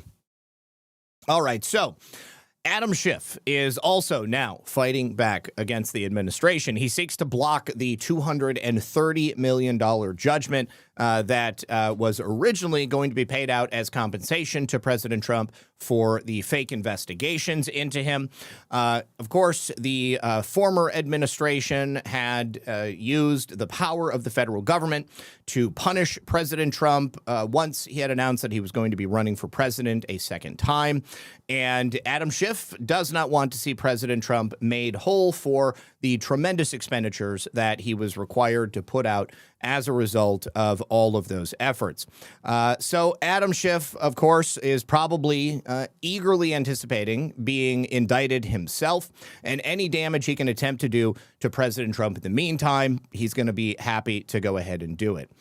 All right, now, what we have here is a document that I had never seen before. This is from 1993, and what it essentially illustrates is just how far back the relationship goes between the Soros Foundation and USAID. Mike Benz shares this document and shows the nature of the ancient relationship between the former government organization and George Soros and his family.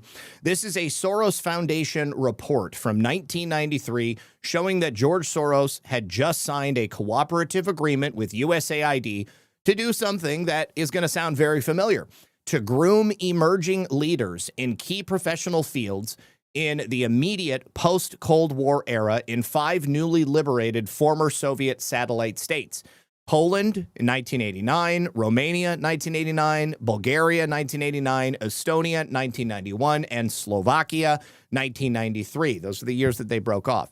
Now, it should sound familiar because it's exactly what George Soros did with a number of key Democrat leaders here in the United States of America. Jenna Griswold, we spoke about her earlier. Also, Michigan leaders, we'll talk about them in just a moment. But the Soros Foundation would use money granted to them by USAID, and then they would develop leaders and contacts on the ground in each of these countries so that they could use this newly groomed network of local leaders, place them in positions of public administration and places of power so that they would be managing these fledgling governments. They would also develop people for business and banking, and they would plug them into other USAID side projects that were also likely being run with the help of the U.S. intelligence community to ensure that these newly democratic nations would only develop in ways that the USAID network would approve of. This would also, of course, be with the approval of the blob, as Mike Benz calls it, or just simply the deep state or the global criminal cabal, as we have said here for many years. But the Soros Foundation would, of course, also have a very serious stake in the management and development of these people. And when it came time for the Soros Foundation or Soros's business entities to get some type of payback for helping to elevate these people, you better believe that that is also going to be part of the deal. So you can just see here from this document, this is highly interesting. It's available through the web archive from USAID, and it also details all of the money that they were able to gather from American taxpayers. It's something as old as time. It's been going on for a very, very long time. All right, so speaking of Soros leaders, Jocelyn Benson, the Secretary of State of Michigan, right here, she's been in the news recently because she is refusing to hand over Michigan's voter rolls to the DOJ. Hermie Dillon and the Civil Rights Division have demanded from all states their voter rolls so that they can check them against the DHS database for living people who are registered to vote and dead people who are registered to vote. Now, she is term limited as Secretary of State, so Jocelyn Benson is currently running for governor in the state of Michigan. She is currently being funded by members of the Soros family. They are still propping her up in her seeking of power and leadership. And they believe, well, their public statement is that they don't want to hand this data over because they need to protect the Social Security numbers of voters from the federal government who actually grants Social Security numbers to citizens. They're the people who literally issue Social Security numbers. It's one of the most ridiculous arguments that I've ever heard. I don't know that anybody actually believes it. But Jocelyn Benson thinks that Michigan voters are not smart enough to understand her motives. She says that by denying the DOJ access to Michigan voter rolls, she just doesn't want them to see Michigan's driver's license numbers either. More likely, she is protecting the State Department from exposure when the DOJ discovers the number of non-citizens that are registered to vote, because they get automatically registered to vote when they get a driver's license in the state of Michigan. Also, I am certain that Jocelyn Benson does not want the DOJ to investigate the voter rolls and determine just how many votes could potentially get stolen because of how many dead people are on those voter rolls. If we go back to 2020, at that time, we documented quite a few people who were way too old to be alive or voting. In Michigan, it is the best place to vote. If you're a person who is super, super old, you've actually got a woman who is 115 years old named Naomi Whitehead, who is the oldest living citizen, and she lives in the Detroit area. But you've actually got a whopping 257 of 333 active voters who are all older than 115. If Naomi Whitehead is the oldest person in America, then how could Michigan have people registered to vote who are older than Naomi Whitehead? The only answer that makes sense is that they're not living people. These are dead people who are simply registered to vote in the state of Michigan. So that's why we want to take a look at these voter rolls. We got to make sure that people are not actively registered. Now, if we take a look at the Census Bureau's 2020 demographic and housing characteristics, you've got approximately 267 people who are living in Michigan who are 105 or older. If that number is accurate, then why, according to Jocelyn Benson's qualified voter files, does the state of Michigan have 1,577 active voters who are currently older than 105 on those voter rolls? Now, of those 1,577 active voters over 105 years old, 1,030 of them are currently registered in the exact same place, active voters in Wayne County, Michigan. That is the Detroit area. That's the place to go if you're dead and you want to vote. Here, we've got 116-year-old Artis Barnes. That's right. Artis Barnes died in November of 1968. Looks like he served in World War II. He was born in Covington, Massachusetts on September 3rd of 1909. He was drafted at the age of 31, and he was 59 years old when he died. And he was buried on November 5th of 1968 at the Elmwood Cemetery in Detroit, Michigan. However, he is actively registered to vote in the state of Michigan right now. On August 4th of 2009, 41 years after poor Artis passed away, he somehow crawled out of that grave in the Elmwood Cemetery, resurrected himself just long enough to vote in person in Detroit, and his address was listed at 18900 Barlow Street, Detroit, Michigan, 48205. He was registered to vote on October 4th of 2004. So 2004, somebody registered him to vote, and then for 5 years, they sat on that registration until in 2009, they needed to use him to cast a ballot. I don't know how. I don't care who you are. I don't care what your political affiliation is. Like, you cannot explain that. There is no explanation for that other than election fraud. Like, that's clear cut right there. Dead people voting equals somebody breaking the law. It's clearly not Artis that's breaking the law because his corpse is underground at the Elmwood Cemetery. You've also got 113-year-old Selma Steele. This is also from Michigan's own voter rolls. Selma Steele was an active voter registered at 5991 Seneca Street in Detroit, Michigan until 4 months ago, when at that time his name was removed from the voter rolls. Now, Selma's last name is actually Steele's, according to the official U.S. Social Security records. And the research that's been done shows that Selma spelled his last name at least 3 different ways. Steele, with no E on the end. Steels with an S, and then Steele with an E. So you've got 3 different opportunities for somebody to cast a ballot right there. The official U.S. public document records show that Mr. Selma Steele, or Steele, according to the qualified voter file, was born in 1912, which means that if he was still alive, he would be 113 years old. And according to Michigan's voter rules, he was registered to vote in Michigan on January 1st, 1900, which was 12 years before he was born. We can actually see here a copy of Mr. Selma Steele's draft card, again, revealing that he served in World War II. Thank you for your service. He was born in Greenville. He got drafted, looks like 28 years old.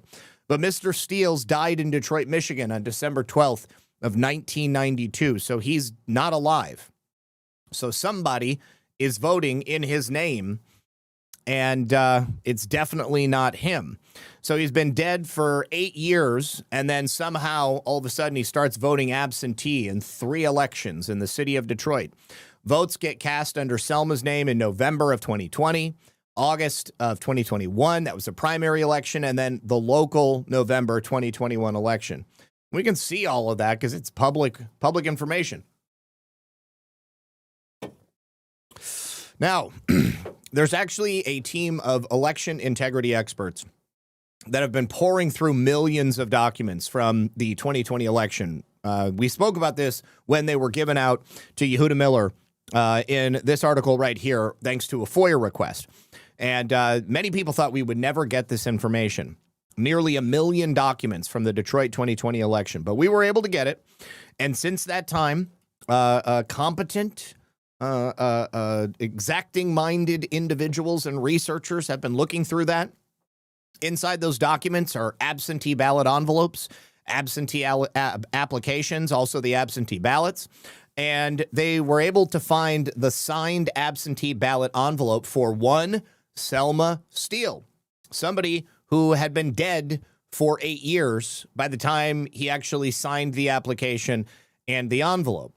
Now, they are being careful not to expose the signature of Selma Steele at this time, but they do plan to turn all of this over to the DOJ once it has been meticulously documented and accounted for all of Detroit's 2020 election documents. The signature on the envelope and the date appear to be in 2 different handwritings, and they also appear to have been written with 2 different pens. Isn't that interesting? So, yeah, you have the signature right here.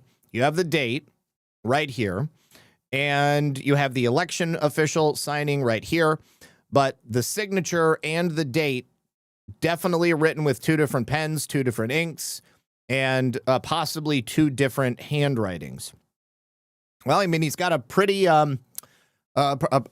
pretty solid signature for a dead man.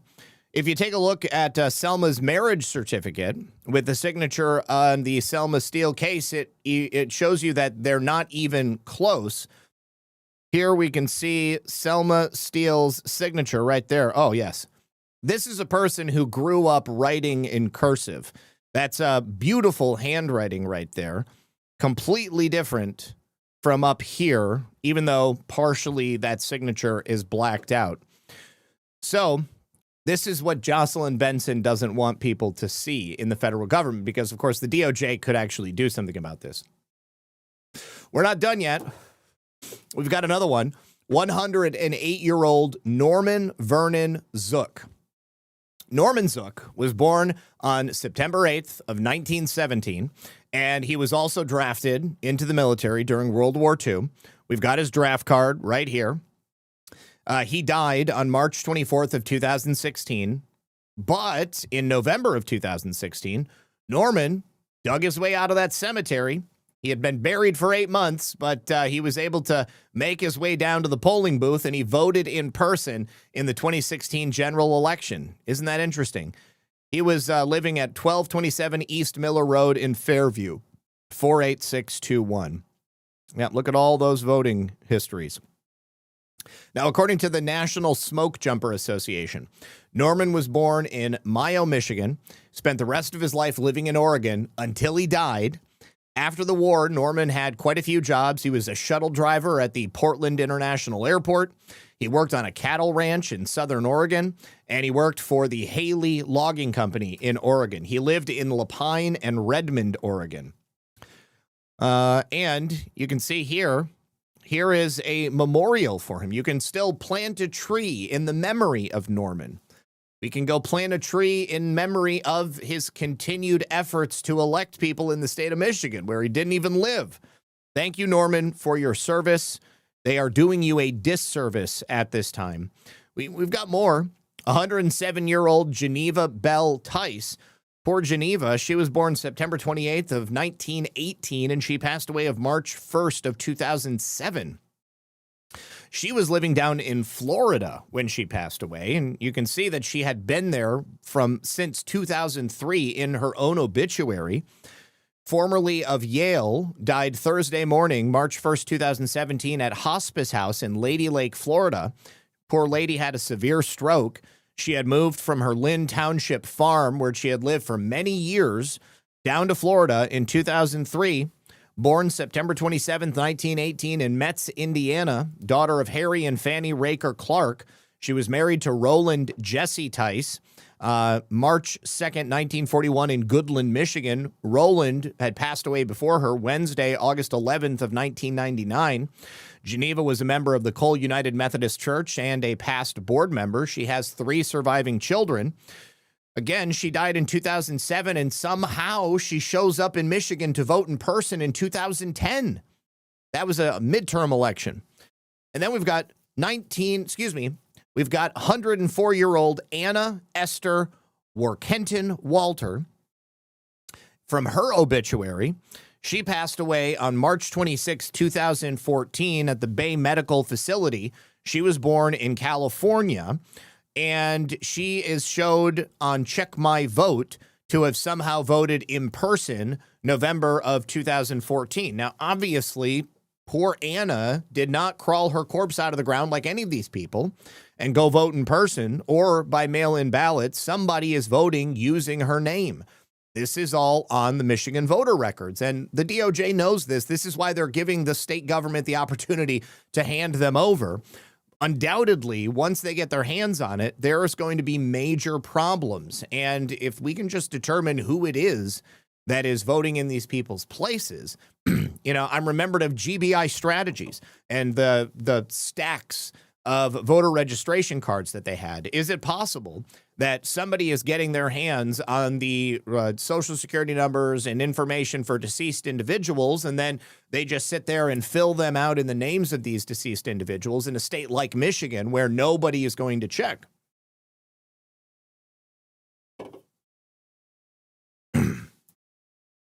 So Anna died at the age of 92, March 26, 2014. And 8 months later, she voted in the November 2014 primary, as did 99-year-old World War II veteran Basil Emery Mills. He's from Lansing, Mifflin Street. I know exactly where this is. This is hilarious. 116 South Mifflin in Lansing, Ingham County, Michigan. He was born in Crystal Township in Montcalm County. You know where that is, too. But Basil died in April 17th of 2016. He was buried in Greenwood Cemetery, Petoskey, Michigan. Beautiful place to visit. But apparently it also has the unanticipated effect of bringing people back from the dead. This is now the 3rd World War II veteran that we've shown here whose name has been used to bring them back and vote in person 7 months after he was buried. Again, doing this man's legacy a disservice. 102-year-old Rex Leland Dye. Again, he passed away November 6, 1999 in Crystal Falls, Michigan, buried at the Bates Township Cemetery in Mapleton. You can see here he's buried, and nobody's come to get him out. But he also voted in person November 2012, 13 years after he died. Got that on the record.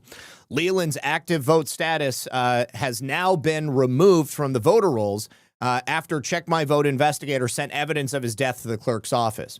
They're quick to remove them from the voter rolls when they get caught. but they never do anything to go back and investigate how it was that a dead person would start voting nearly a decade after they passed away, or even just a couple of months after they passed away. We've also got 101-year-old Leon Burgess, also a U.S. Army veteran, born on September 17th of 1925, not 2025. And then he died on December 20th of 2008. We've got his obituary right here. You can also plant a tree in memory of Leon. Leon also voted in person November 2012, 4 years after he passed. 116-year-old Gertrude Carter, according to Ancestry.com, she was born February 5th of 1907, died December 13th, 1993, 11 years after she passed. She registered to vote October 6th, 2014, even though she was dead for nearly 20 years. And then she voted in the 2014 midterm election in Detroit.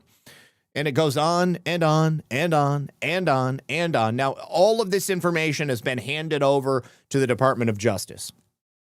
Okay, and a lot of people are, when are we going to fix the election system? Again, this is all about timing. In order to ensure that we can catch these people doing what we know they've been doing, the evidence has got to be silently gathered in such a way so that a case can be made. Sometimes I wish we had lawyers in the chat. I'm not a lawyer, but I think that I've spoken to lawyers about this. And this is the most important thing. We don't want to jump the gun and just have them delete things from the system. We've got to prove that they're breaking the law. And by giving the state government of Michigan the opportunity to do the right thing, it's just enough rope, if you know what I mean. Just enough rope for these people to show that they're criminally negligent and involved. S. Reith, you can go to Check My Vote. You can go to Check My Vote. You can also go look for the Michigan qualified voter file.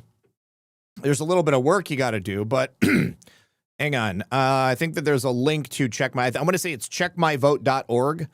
I've checked for my dad because he was a lifelong Michigan resident. But here's the thing.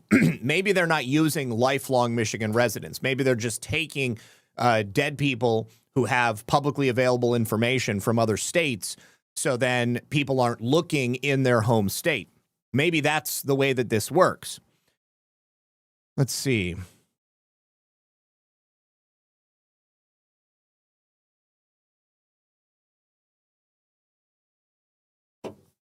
Hang on. Just looking to see if there's a link to Check My Vote. Yes, right here. Yes, it is checkmyvote.org. All right. So it looks like right now they've only got Michigan, Ohio, Tennessee, and Rhode Island. But your state should have the ability for you to check to see. Let's see. Lee Walden says, honestly, these psycho SOBs suck the suck out of the suck. Amazing they can cheat and get away with it.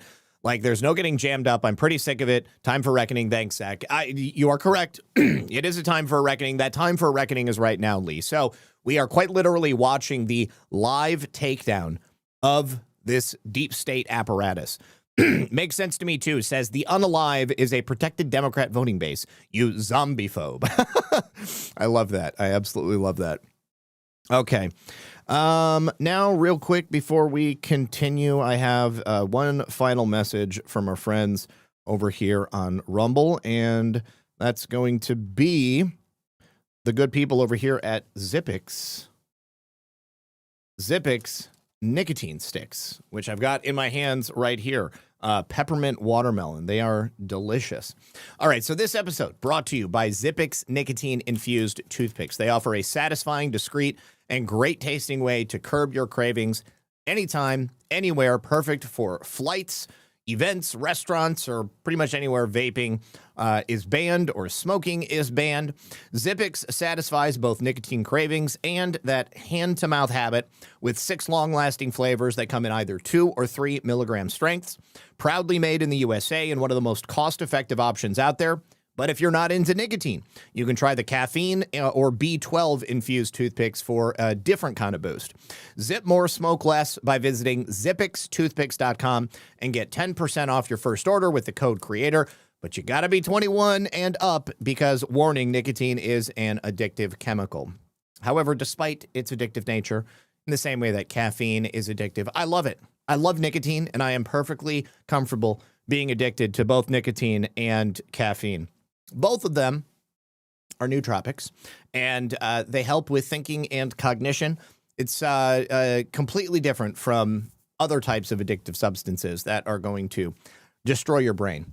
All right, now, we got to talk about California because it turns out a similar type of scam has been discovered in California. Looks like California likely used mail-in ballots from canceled or removed voters to attempt to rig Proposition 50. This is coming from Shiloh Marks. He is the founder and president of the California Election Integrity Initiative.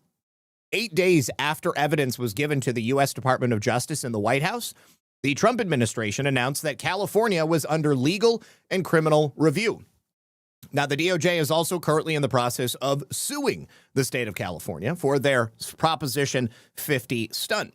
You can see here in this confidential legal memorandum that was sent to the U.S. Attorney General by Shiloh Marks and the California Election Integrity Initiative, they detail the scam that was used to perpetrate the hoax of Proposition 50.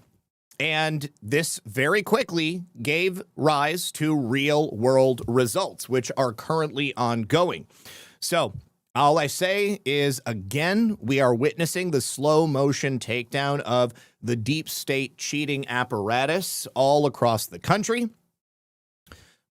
Now, nicotine itself is addictive, believe me, because I don't use other chemicals. If you're talking about cigarettes are dangerous because of all of the nasty stuff that burns when you're smoking it. And cigarettes have additional chemicals to make them more addictive. Now, nicotine itself is going to slot into certain receptacles in your brain. As itself, it is addictive. It doesn't mean that that's a negative. Doesn't mean that it's a negative. But cigarettes have got additional constituents to make them more addictive than simply a natural cigarette with just nicotine itself or a vape. There is a distinct difference between vaping and smoking. And even though I only vape or I only use the Zippix, the nicotine itself still is addictive. I mean, this is widely proven in the same way that caffeine is addictive, okay? Caffeine itself is addictive. I'm not saying it's a negative thing. Again, I love smoking, and I love vaping, rather. I love nicotine, and I love coffee. I love energy drinks, but it's true. It's actually true. All right. Now, we also have an update from the sad case of the intern for a Rhino representative from Texas, Tony Gonzalez, who allegedly set herself on fire after having a long, torrid affair with Tony, who is a married father of 6. Brandon Herrera, the AK guy, is running against him in this district. Let's see. I think it's Brandon Herrera for Congress. If you live in the district, I am supporting Brandon Herrera. Brandon Herrera is awesome. He's got a great America First platform. And if you don't know about Brandon and you are currently represented by Tony Gonzalez, please look into Brandon. I don't think that you will be disappointed with who he is. I would also recommend checking out his YouTube channel, The AK Guy, because it's a great channel.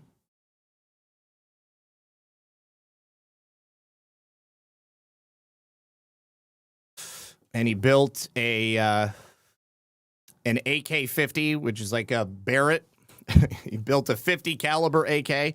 Anyways, he's great. Follow him. You're not going to enjoy it. You're going to love it. All right. Yeah, total waste right here.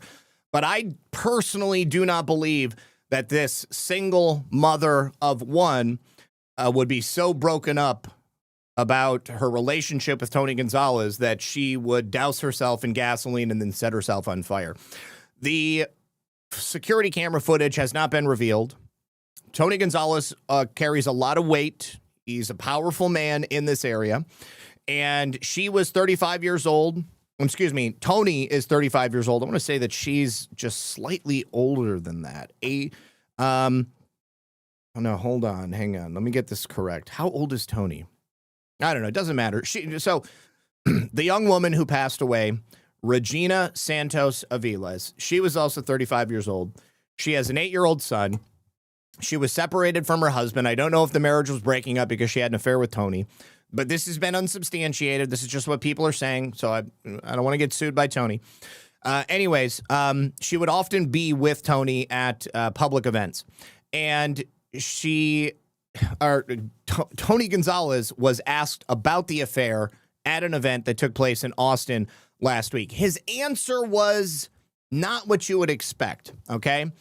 He did say the rumors are completely untruthful. I am generally untrusting of these outlets. Regina's family has asked for privacy. If it was your family or any of our families, I would argue that you would also want privacy as well. I don't know exactly what happened. Nobody has contacted me. I haven't contacted anyone. Let me just pose a hypothetical to you guys. If, like, your number one employee, like your Gal Friday, your right-hand man, doesn't matter if it's a man or a woman, if, like, you have a years-long professional relationship with someone, it's difficult to not develop a friendship.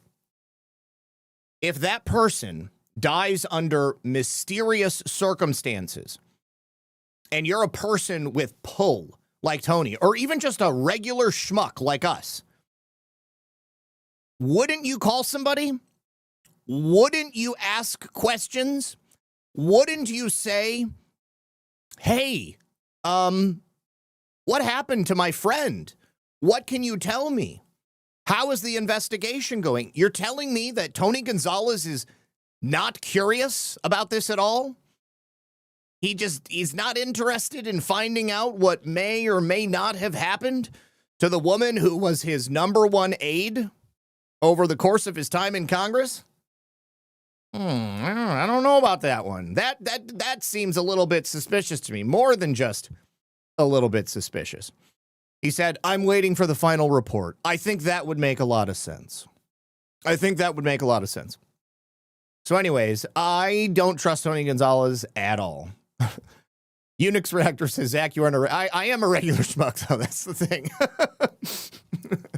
I'm just a regular schmuck.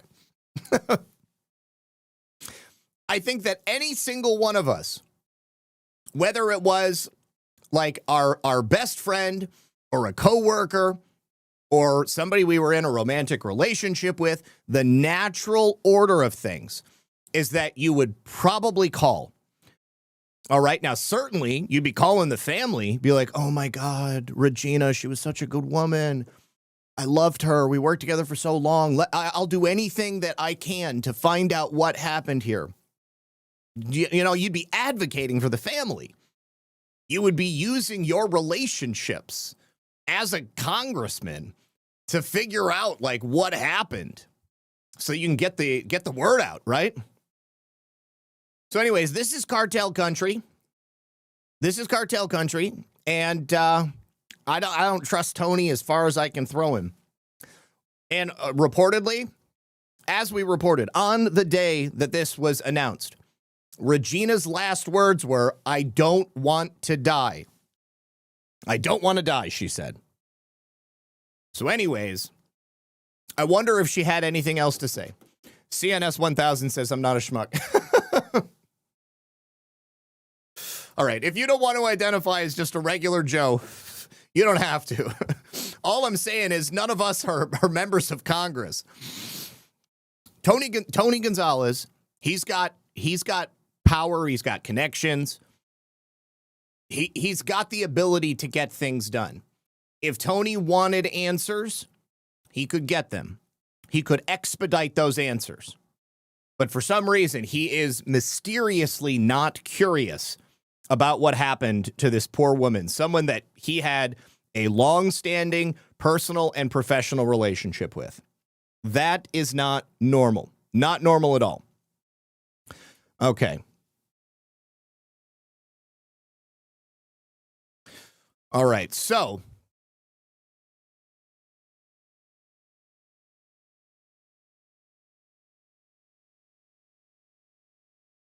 All right, so take a look at this. This is absolutely insane. So I saw Megyn Kelly share the tweet from the Babylon Bee, and the Babylon Bee had written this story about Megyn Kelly. Now, Seth Dillon is the owner of the Babylon Bee. He is somebody who's been beefing with Candace Owens.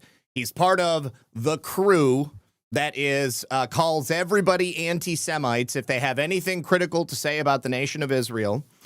And the story goes, Megyn Kelly gets rid of old pager just to be safe. Now, this is, in my opinion, a direct threat to Megyn Kelly because she's been doing shows with Tucker. She has stood up for other people who want to speak freely or ask questions.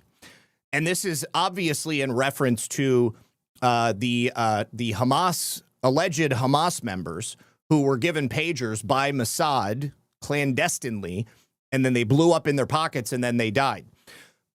So the story goes, political commentator Megyn Kelly quietly tossed her pager in the trash this week in what her team described as an abundance of caution.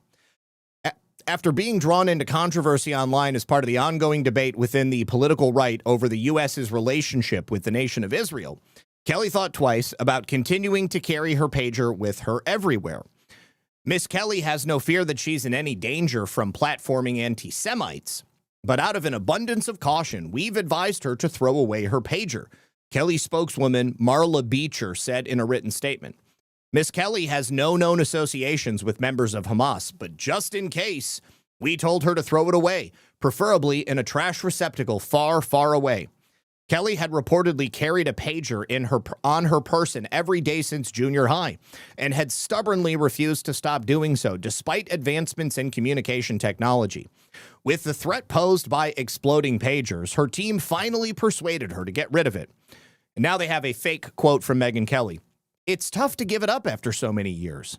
You can never be too safe these days. From what I've seen, being opposed to Israel and carrying a pager can be a dangerous combination. Plus, it's 2025, so pagers don't really serve any purpose. Now, this is the part that is really damning.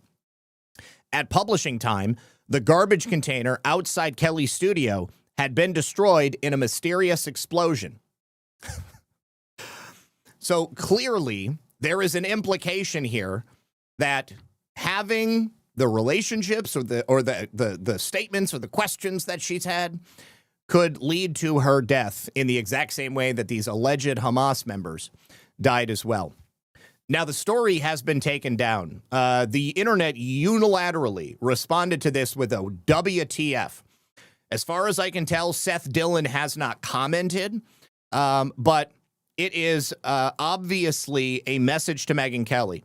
Megyn Kelly responded just with a what the F. Cannot believe that they wrote this story. Pretty messed up. Very, very messed up. But obviously, certain people are willing to do this kind of thing.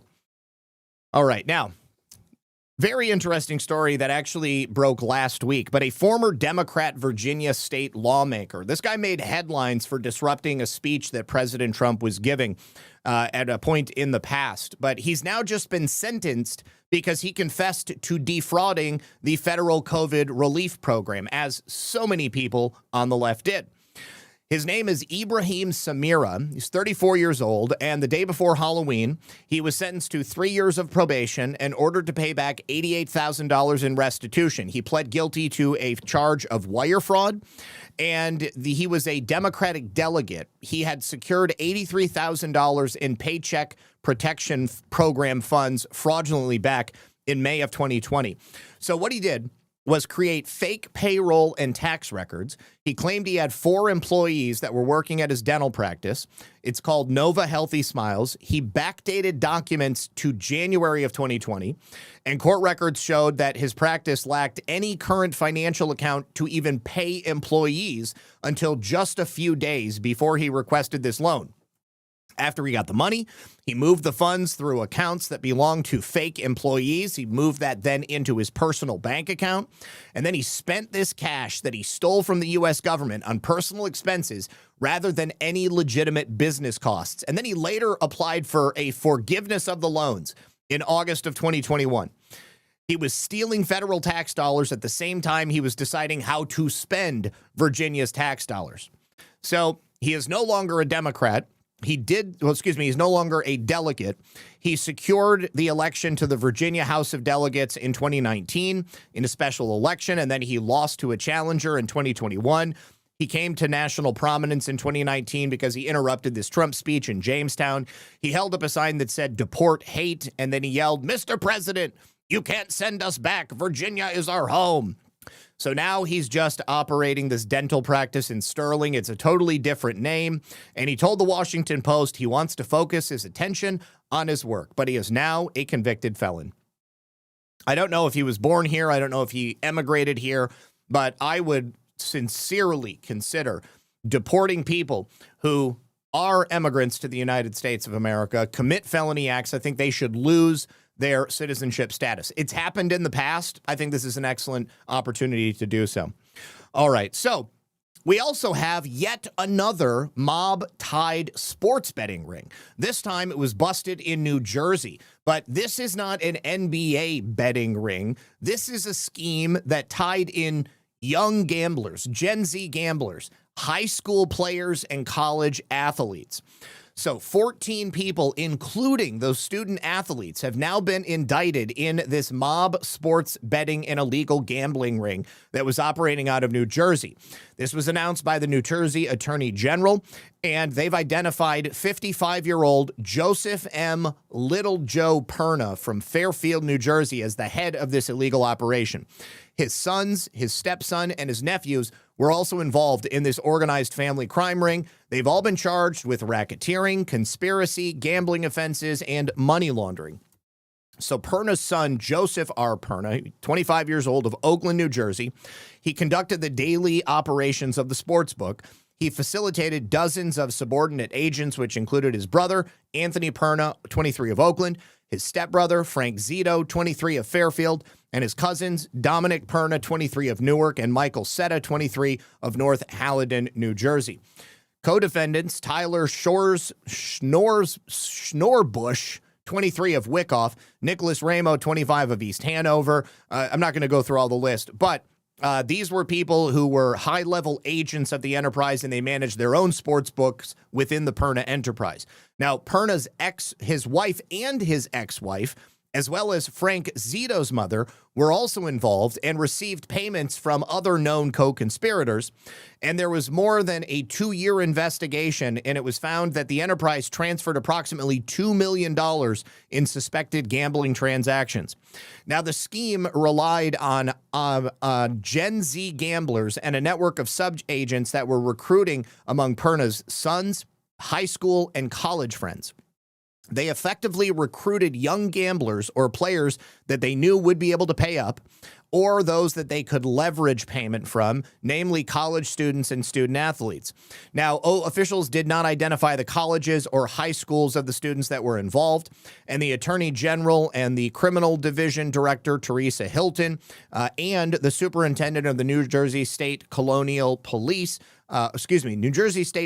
Colonel Patrick Callahan, announced all of this during the review of the indictment yesterday. This is probably going to continue to spread out. I don't think that the NBA and local colleges and Gen Z mobsters. It's an Italian crime family. They just had young people. Think like Tony Soprano Jr. or something like that. So pretty messed up. Pretty messed up that the parents would get their kids involved in something like this and get them saddled with a RICO charge at such a young age. But that is what organized crime is all about, is doing it for the families. All right, you guys, we're going to go ahead and end it there because I've got to get ready. We got to go out and get some dinner. And I'll be live tonight at 10:30 on Badlands for Only Lands. If you are some of the people watching over there on YouTube, I've been producing shows for the last 5 years over on Rumble, on pilled.net, on X, on Getter. So if you'd like to see all that I've been doing over the last 5 years, you can go there. This show is probably going to be deleted shortly after I end the show over on YouTube, but all of the archives stay up on all of the other channels. Primarily, I am broadcasting on YouTube because I want people to know that I've been around this entire time and you can find all my work on other platforms. All right. Thank you very much for being here. We're going to go through the final thank yous over here on Rumble and Pilled. We do have one more Rumble rant from S2G109. I confronted my election office because I was getting information for a guy to get a ballot who didn't live here. He had been canceled in 2015, and they blamed HAVA. Yeah, the Help America Vote Act. So he had been canceled in 2015, but he was trying to still vote in 2025. What is going on? If people are voting illegally in your area, then you should be notifying people above the local officials because I don't trust the local officials at all. Let me say thank you to Space Cookie for the cookie, Sean Joe for the can, Filter Dog who says, this is what I thought shutdown was to root out the fraud. Sean Joe, thank you for the can, the cookie, the cookie, the cookie, and Trump one. Thank you for the cookie as well. All right, you guys, thank you so much for joining me today as I am live every day, Monday through Friday at 5 p.m. Eastern. And I will be gone on Saturday and Sunday because those are the days that I spend with my family, my lovely wife, real Red Pill 78 wife. And then I'll be back on Monday. But otherwise, I will see you soon. Good luck and God bless. Peace.